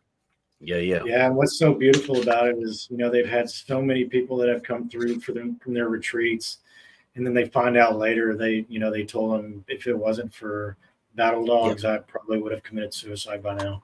Mm-hmm. Oh boy. Yep. Yeah. Such worthy stuff, charity. Like, this is the four organizations that you already have participating are, they're just They're fantastic. Top of the notch, like top of the notch, top of the day, top of the notch, whatever. Top notch charity. Top of the notch. No. It's not top notch. Cut that out. I'm gonna cut that out later. There's top. No. I'm totally putting this in a short. They're not top notch. They're top of the notch. They are above the notch. Okay. They're a notch above the notch. That's what it is. I agree, son. It's gonna make a great short. I'm totally doing it.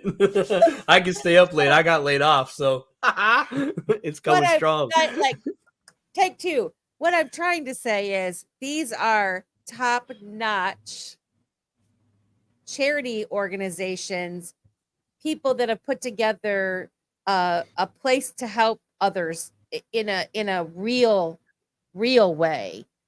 Mm-hmm. I mean, there's nothing more real than taking a veteran on a snow excursion with the dogs, the sled dogs, or like I said, like looking at the salmon swimming, or providing someone a home, or teaching a child humanity, humility, work ethic, all these types of things, like they're doing with the kids, the raising men and women. Is fantastic. In one way or another, all 4 of our charities are literally saving lives. They are. In their own way. Yes. Yep. Yeah. And not only, this is what I also want to say for those of you that are watching that are not into this digital asset space yet, and I'm just presuming that some of my family and friends are going to watch this. These charities are legit, and they chose Ark Institute to participate with Ark Institute. So this is a legitimate thing. This is at the very beginning of something that is already incredibly special. And in the sky is the limit of where this is going to go. And the more people that we get involved in this, it's incredible what we can do. Because a lot of times we think we're just one little person. What can I possibly do? Right. I only got $10. I'd love to help you more. I only have $10, or I can only give you a hug or whatever. But look what you can do with a small little dollar to participate in something like this and get that chain reaction going with your money and your funds and helping others. It's fantastic. I'm just, if I love you guys, you people so out much. there watching right now, if you haven't smashed the likes by now, dude, smash the likes. Are you kidding me? We got 180 people watching. We should have 180 people on Dip a Toe by the end of the show. If you're not going to smash the likes, then go get some Ark, dude. Just okay. That's the only way you get out of here without giving us a thumbs up. You go get yourself some Ark right now. You do it. Chop, chop. We got about 15 more minutes, and I want, unless this goes over, depending on, we're gonna let Greg direct this, because we really haven't gone over your criteria. I don't know if you want to go through those steps of what these so now that we've presented 4 of these fantastic charities, and I don't even know if that's the right word for them, but we're going to say that they're charities at this point because that's the word. Maybe JT can figure out a different name, but I mean, well, maybe he's talking about donation, so maybe charity is still okay, but it's not even. It's just a helping hand that's being given, and we've got these 4 that are participating. And I would like you to kind of go through the gates that they all had to pass through in order to check off that list to be participating in Ark Institute. Sure. Absolutely. Yeah. So our first one is it has to be a sustainable model for continued impact. The organization must be able to provide a seed that, if left unattended, can grow on itself. And this was really one of Patrick's ideas for one of our gates, because when he was in the military and they would go and do relief efforts, help other countries out, he noticed that there was a big problem with just going in, giving them some aid, and then just leaving them with no way else to benefit in the future. So we just want to make sure that it's going to be a continued growth that they're building and not something that they'll just help and then forget. Yes. Band-Aid. So the No second Band-Aid. one is the organization must build the subject, not buy the subject. A charity gives, an architect builds. So that one's pretty self-explanatory. The personal acumen of the organization founder or current leader must be up to the task of the organization. And I will say, I was gonna say, how do you evaluate that? That's number 3. That's how do you do that? Well, it's funny because we actually had a 5th charity for 3 months. Oh. We had Operation Underground Railroad as our 5th I heard charity. about that. Yeah. I actually got a little bit of inside knowledge on Tim, and that something might be going down as far as legal issues with him running the charity. So we pulled it just in case because of that gate alone. And it's really good we did, because he is still in court fighting sexual harassment charges. Oh, no. That it doesn't look like he's innocent of. Oh, that's a disappointment. So it is. It's very, very much so. And I'm so passionate about child sex trafficking, and it might just end up being something we have to do through our incubator, and start our own, because it's so hard to find one that doesn't have something in their closet.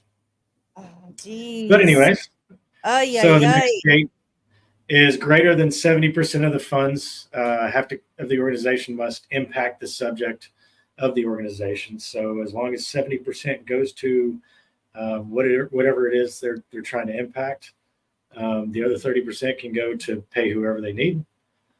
I think did you skip over the sorry, I'm following along. By the way, guys, I posted the white paper that has all of these within the chat. And if you can't access it, you just have to go to Ark Institute. And then I think you'll be able to skip one. Yeah, sorry. I didn't mean to call you out, but this one's important. This number 4. Yes, she did. She's been waiting since Vegas to do it. She's been waiting for Vegas since Vegas to call you out. Just kidding. Yeah, so the 4th one is executives and employees cannot be compensated above market rate, which of course comes from that 30%, as long as and it depends on where they're out of, because somebody out of LA, the market rate is way different than somebody out of Little Rock, Arkansas. So absolutely. But so you guys do the due diligence of researching. Well, you're looking at, I'm assuming you maybe look at their financials, or at least you do the due diligence enough to look at their business expenses to determine whether or not they are paying these people a fair salary for their area, and then probably all the other expenses as well. I mean, you do have to meet people and all this kind of stuff, but I mean, those of us that get reimbursed for, dinner and things like this, when you're on you're going away, there's a market rate, like you say, depending on where you live. So you have somebody within your organization that's kind of taking a look and doing this deep dive before they get accepted, right? Because of the passer. That's fantastic. Fantastic. There must be an accountable entity who is liable for all actions of the organization. So somebody has to be able to be held accountable if something goes south. If not, then that's usually a red flag. Organizations must prove a history of greater than 1 year of affecting positive change through the financial employment. So we do require them to at least be running for a year before we'll let them go on our public voting list. The organization must have well-established accounting practices, which produce verifiable receipts and invoices for donations, as well as published statements. Obviously, hopefully soon, and that won't be an issue because everything will be on blockchain and immediately auditable. Organization may not discriminate based on race, color, gender, sexual orientation, religion, age, or any other human condition. That one's pretty obvious. We got to have that in there. Right. The organization must not be politically motivated or affiliated. Ooh. So that's a big one. Yeah, you'll learn that Patrick and I both, even though he ran for president in the Republican Party, we are both very against the divide and conquer Republican versus Democrat. So we want to stay away from anything politically motivated because that usually tends to bring in bad elements. I'll just say bad elements, right? Yeah, I'm just going to say bad elements. Yep. Organization must be fulfilling a purpose that is undeniably needed in the world. And of course, the 4 we have are undeniably needed. There's a need for all 4 of them. Absolutely. There's probably not many charities other than the ones that are a little crooked that would not pass this one. Obviously, if there's a charity, somebody felt like there's a need. Yeah. Right. And then the 12th gate is this: the organization must be pure and without conflict of character.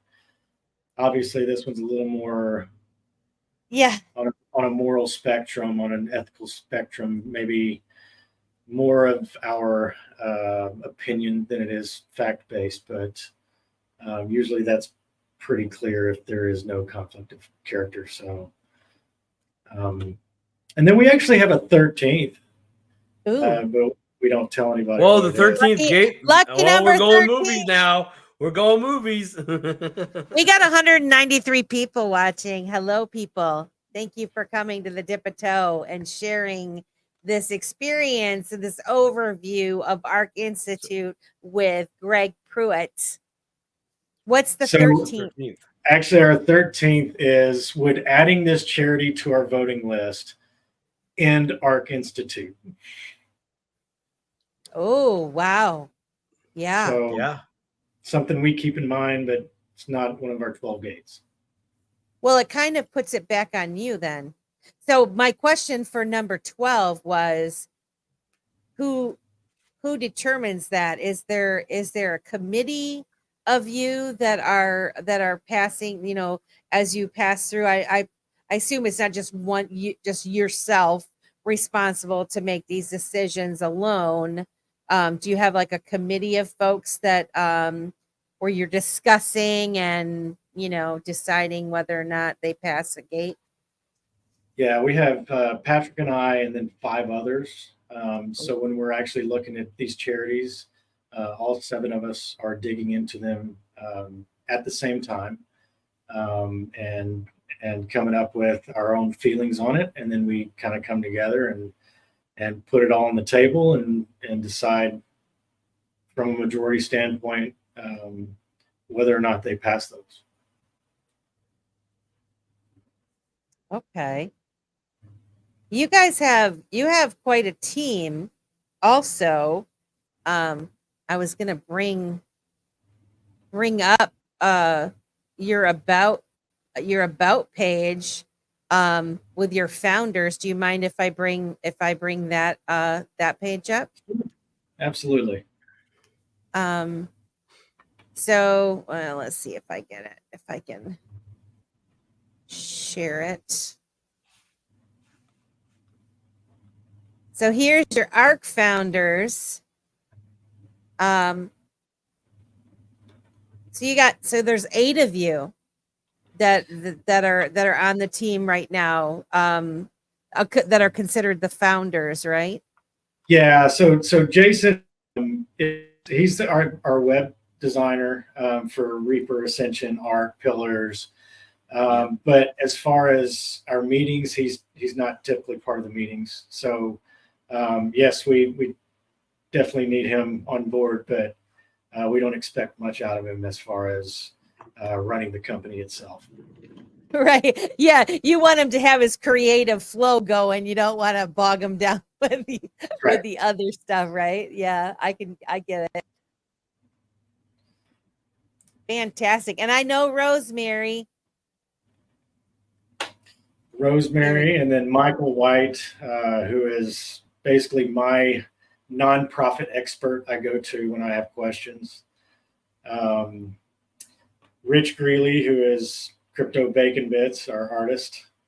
Bacon Bits. So Rich, and then Stephen Brocious, his blues brother. He's kind of my second-hand man. If I need anything done, he takes care of it for me. Is that Alaskan Squeeze, by the way?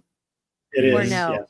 Okay. Yeah. I chat back and forth with Alaskan Squeeze. We're friends from way back. And then Clint, who is quickly becoming the biggest rising star in the ecosystem. He's currently the one that's running Ascension, but also he's doing a lot of the programming when it comes to what we're trying to build, and for our airdrop tool that he has designed. He is a superstar, and he is definitely somebody that I can go to at any point for help with anything. So it's a very, very powerful group of people I have around me. Very cool. And a very loving and caring group of people also. Yeah. Yeah. Well, I love Rosemary. She's the one that introduced me to you guys from the beginning. I met her a couple years ago, and I've been blessed ever since. And I knew that I trusted her enough, and knew my gut instincts on her was that she would not be associated with bad people. And then, I mean, of course I was right. Yeah, just an amazing woman. Yes, she is. Yeah, love Rosemary. So they have to pass through all these gates before they get consideration to be part of Ark Institute. Where do you see this going? Timelines, like scaling it out. What are your aspirations? Are you going to be able to have a lot of charities on this? Are you going to set yourself at a limit with them? I mean, you've got 4 now. Where do you see yourself in, say, 5 years? Are you expecting to get more on board? So my goal, I'll just put it this way: by the end of the year, I would really like to have 5 charities that are onboarded for phase 2. That means that they're not going to be on our public voting list, but they'll be able to onboard themselves using KYB, which is Know Your Business, to verify that they are a legitimate nonprofit, check out their tax forms, and then we'll be able to add them into our database so they can vote on themselves. I would like to have 5 of them by the end of the year. 5 new ones, years, right? 5 new ones, correct. 5 new ones. Okay. And if I don't ever talk about price, but if the value of Ark tokens increases enough to where we can add more to our public list, gladly find more to add. The more charities we can go on there, the better. But in 5 years, I would really like to have the incubator phase up and running pretty powerfully. So Ark card deployed. Hopefully next year we can partner with somebody who's building some kind of a debit card that's attached to the XRP ledger, and that'll allow us to collect some data, and then we can start startups our own and get some new charities going in areas that need it. I was going to ask you on the card, what's the beta test look like on that? What do you guys, at least right now, what's on the M3 sticky note for, hey, for us to use the cards for the homeless, is there a threshold as far as a ratio within that populace that maybe you guys are trying to target to get some good data or something like that? I'm just curious. Yeah, we're going to deploy these out in bulk. Got to get as many out there as possible, not only to benefit the homeless out there to be able to, live in a cashless society or be able to use a debit card instead of having to change. But yeah, the more data we can get, it's kind of all up in the air right now. Right. Okay. As far as partnerships, we have a couple of possibilities in mind. I know that XR PayNet is building something along the lines of what we're looking for. Whether or not we'll be able to partner with them, we don't know yet. But there are a couple of other companies that are trying to do the same thing. It's just kind of a slow process of building. This is kind of a dumb question. Sorry, dumb question, but you keep saying data. Like, what kind of data are you looking for with the card? What would you get from it? Where the people that are accepting money on the streets are taking it and swiping it? Is it the liquor store? Is it the grocery store? Is it fast food? Is it, are they giving most of it away to the other homeless people in their communities? There's a lot of data that we're going to compile and find out what the greatest needs are and where they are. Gotcha. Yeah, because I'm glad I asked. That's good because especially for the data, because that'll help you determine that, hey, they're just going to get cash. And I used to when I'd go downtown and we'd go whoop it up, I would always give cash, right? And I had a few friends, few DJing buddies that were from California and say, oh, dude, never give cash. Like, why? It's like, well, you don't know if they're actually getting something good. It's like, cool, good on you for wanting to help a brother, sister out or whatever, but you don't know if they're actually going to be doing good things for themselves with that. So, instead go buy them food or, bring them in, or take them in the clothing store, buy them a pair of shoes, buy them a pair of pants, right? Give them a plug like that, and so, the data can, in my viewpoint, I think that's a great idea just to see where it's at. Is there misuse? If there is, let's mitigate that because still, that's a whole different way to live and it's tough out there, real tough, so if you can help mitigate and guide towards encouraging them to, here's this thing where I can at least take care of myself in this matter. Now, they've leveraged their time, so to speak, and now maybe they can progress as opposed to sit out on the street hoping for the $5, because with the QR code, I could just print it out and be like, I've had multiple conversations with, Fred, the bridge guy. I only know his first name and he's always on the bridge and he's a guy. So there we go. And so I can just send, send it to him, hey man, I got your plug. Hey man, I got your plug. Or people come into a program, phase one of the tiny home project you got there. Exactly. Well, first we need to make sure that they're good and fed and not in that strenuous system. So, that's the implementation one to, stage one to get your mind right back into taking care of yourself. 3 hots, at least 3 hots, then maybe 3 hots in a cot that's not in jail. Those types of things. Yeah. I remember talking with you, Greg, in Vegas about that, like right out the gate. It was like 10 minutes into the Thursday night VIP party that we were at. Right.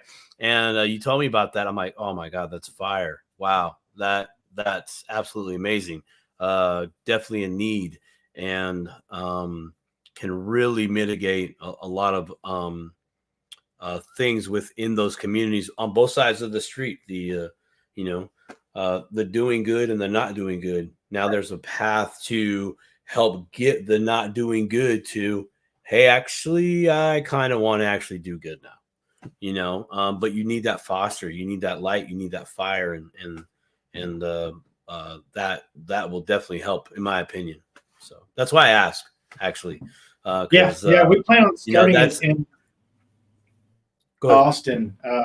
And obviously we're going to partner with Mobile Loaves and Fishes. And so as we collect that data, that's going to help them out as well. Perfect. And then hopefully we can just spread out like wildfire from there. Yeah. No, that's awesome. Sounds like walking down the the streets at night during Christmas will be a little bit different as opposed to just giving someone a blanket, man. You'd be like, dude, here you go. You know, team up, all three of you. Now you can get a hotel, be warm, have a hot shower or something, whatever. I mean, that's Band-Aid type stuff, but it can continue and continue and continue. So, right.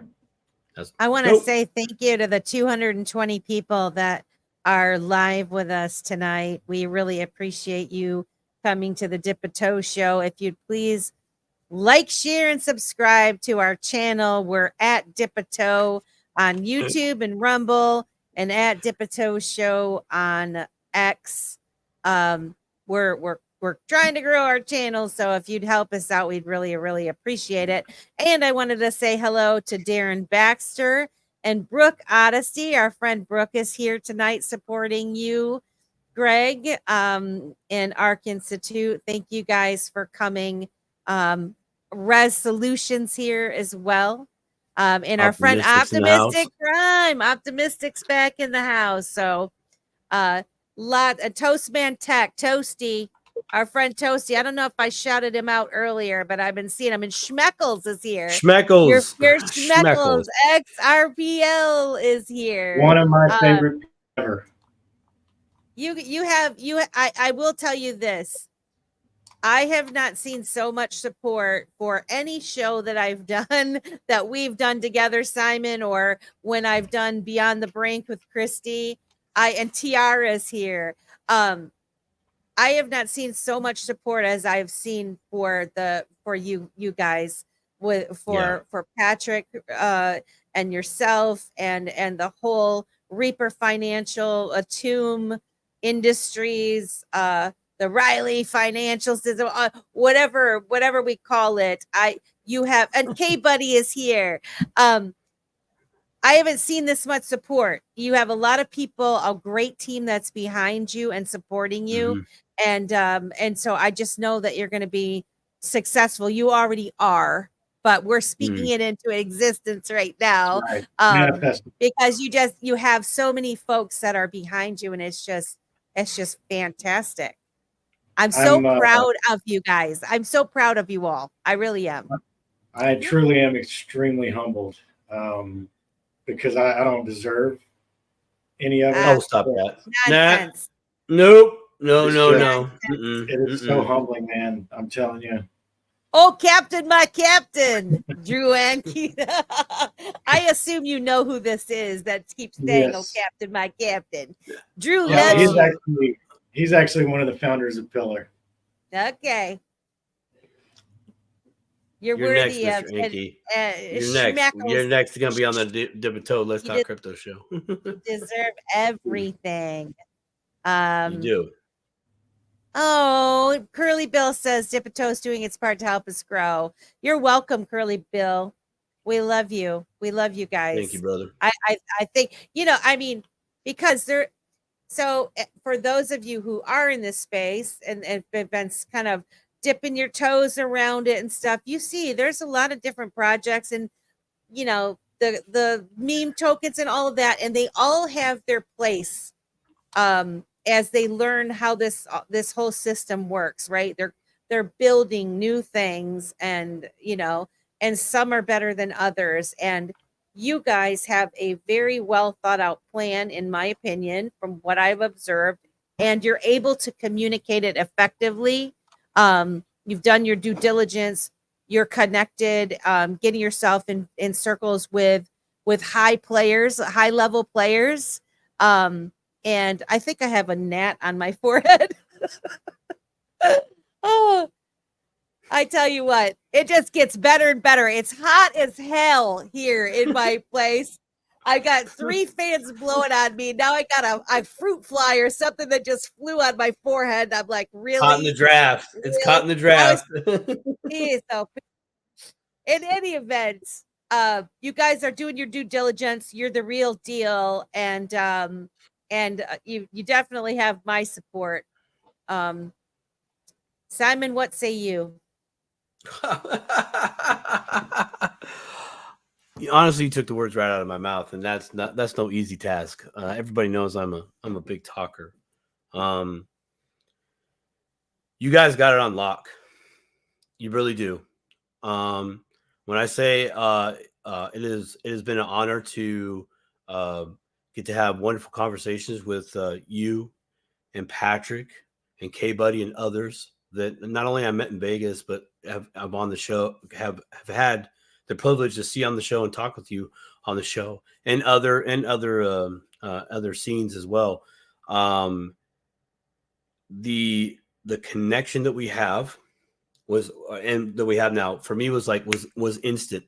Like this sounds legit good, like a moth to a flame on steroids, just that fast, and in this space, those of us that are cryptopians and we've been in this space for a while, we know we literally can just spot the good from a mile away, and we can spot the you need to work on your stuff a mile away. I'm not saying it's bad, it's just not your cup of tea.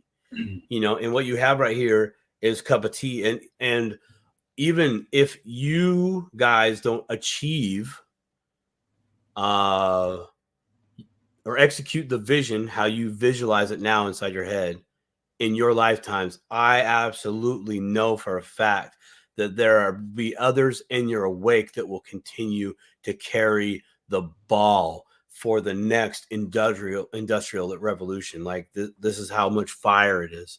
Individuals like Optimistic Prime, doing that token creation there. I'm just like, holy buckets, dude, that is absolute fire.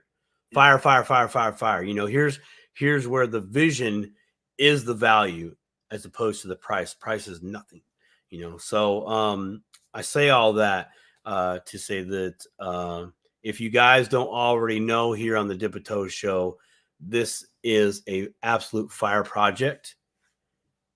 Get some, be a part of it, and learn, because this thing is going to grow over time. I mean, you can already see the proofs in the pudding on who they're playing with.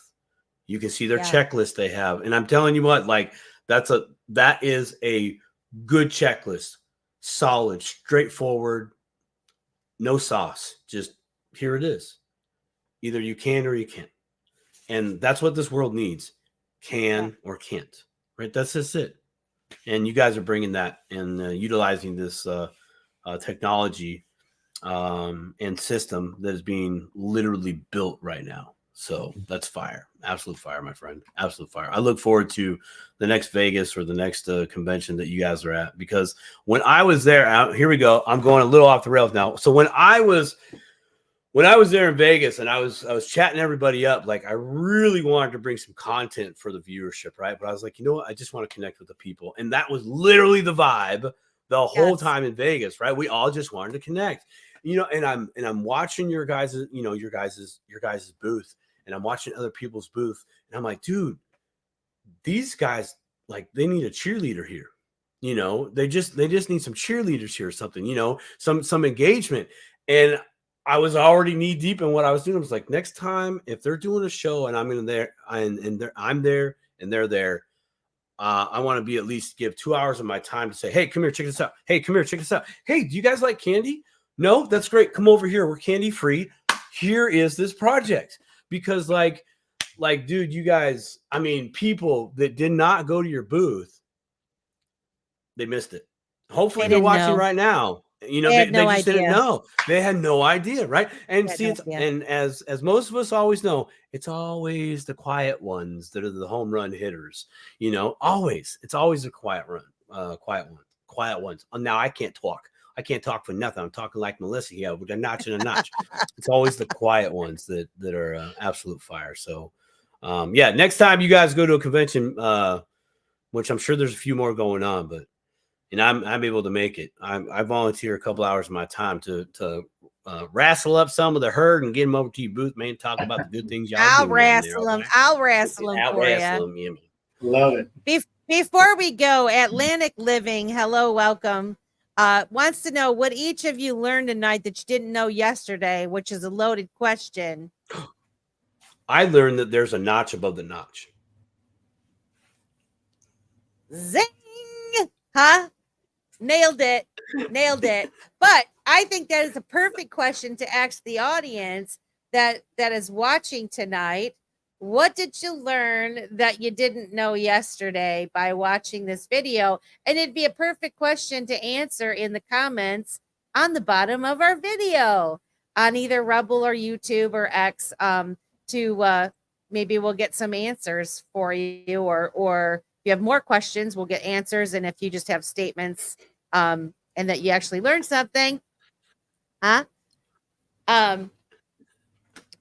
want to thank you so much for spending all of this time with us and sharing your vision and keep bringing us up to speed and explaining how it works. Is there anything else that you'd like to share with the audience before we say goodbye to you tonight? Yeah. Here, first of all, go to our website. Whoa, get the merch, baby. Get the merch. Yeah, man. So yeah, please go get merch. We do get a tiny cut of it, but we are actually partnering with XRPL merch, who I believe Schmeckles also partners with them. So their quality is excellent. So we're doing it just to partner with them, get their name out there as well, but we do benefit from it a little bit.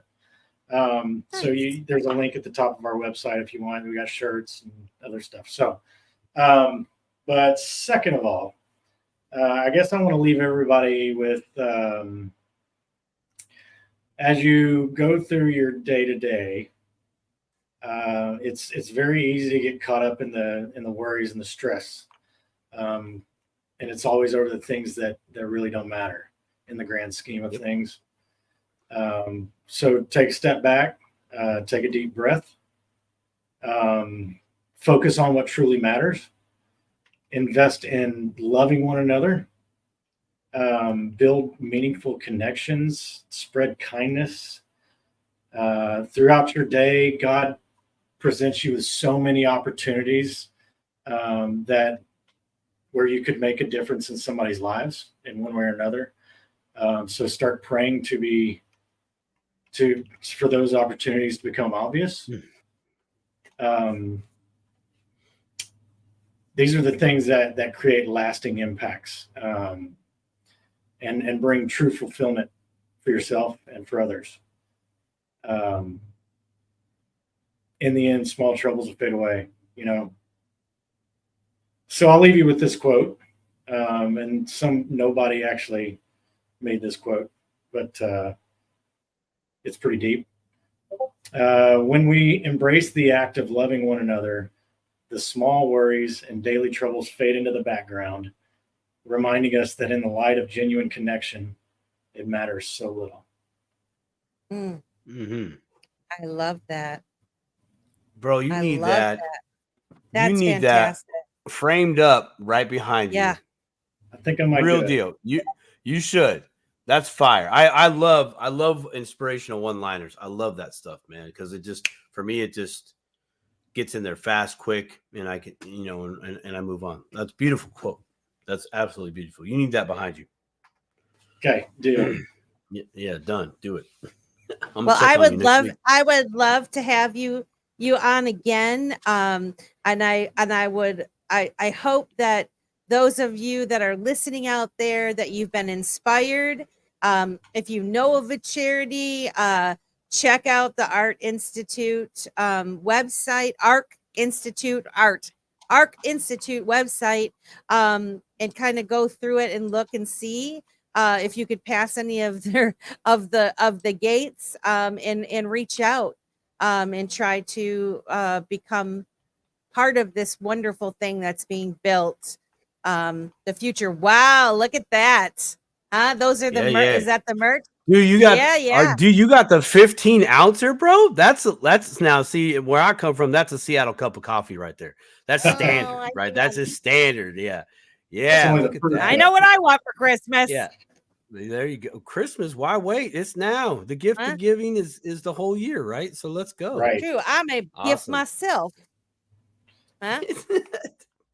All right, hey, Simon, Melissa, thank you so much for your kind words. Hopefully, Melissa, are you going to take us out with "Don't Stop Believing"? Cheer. No. We're just gonna go with the standard dip a toe outro. Just saying. Right. We love you guys. Thank you so much. Please don't forget to like, everybody. share, and subscribe. And we'll see you next time on Dip a Toe, 8 p.m. every Wednesday. Have a good night. Thanks, Greg. Thank you.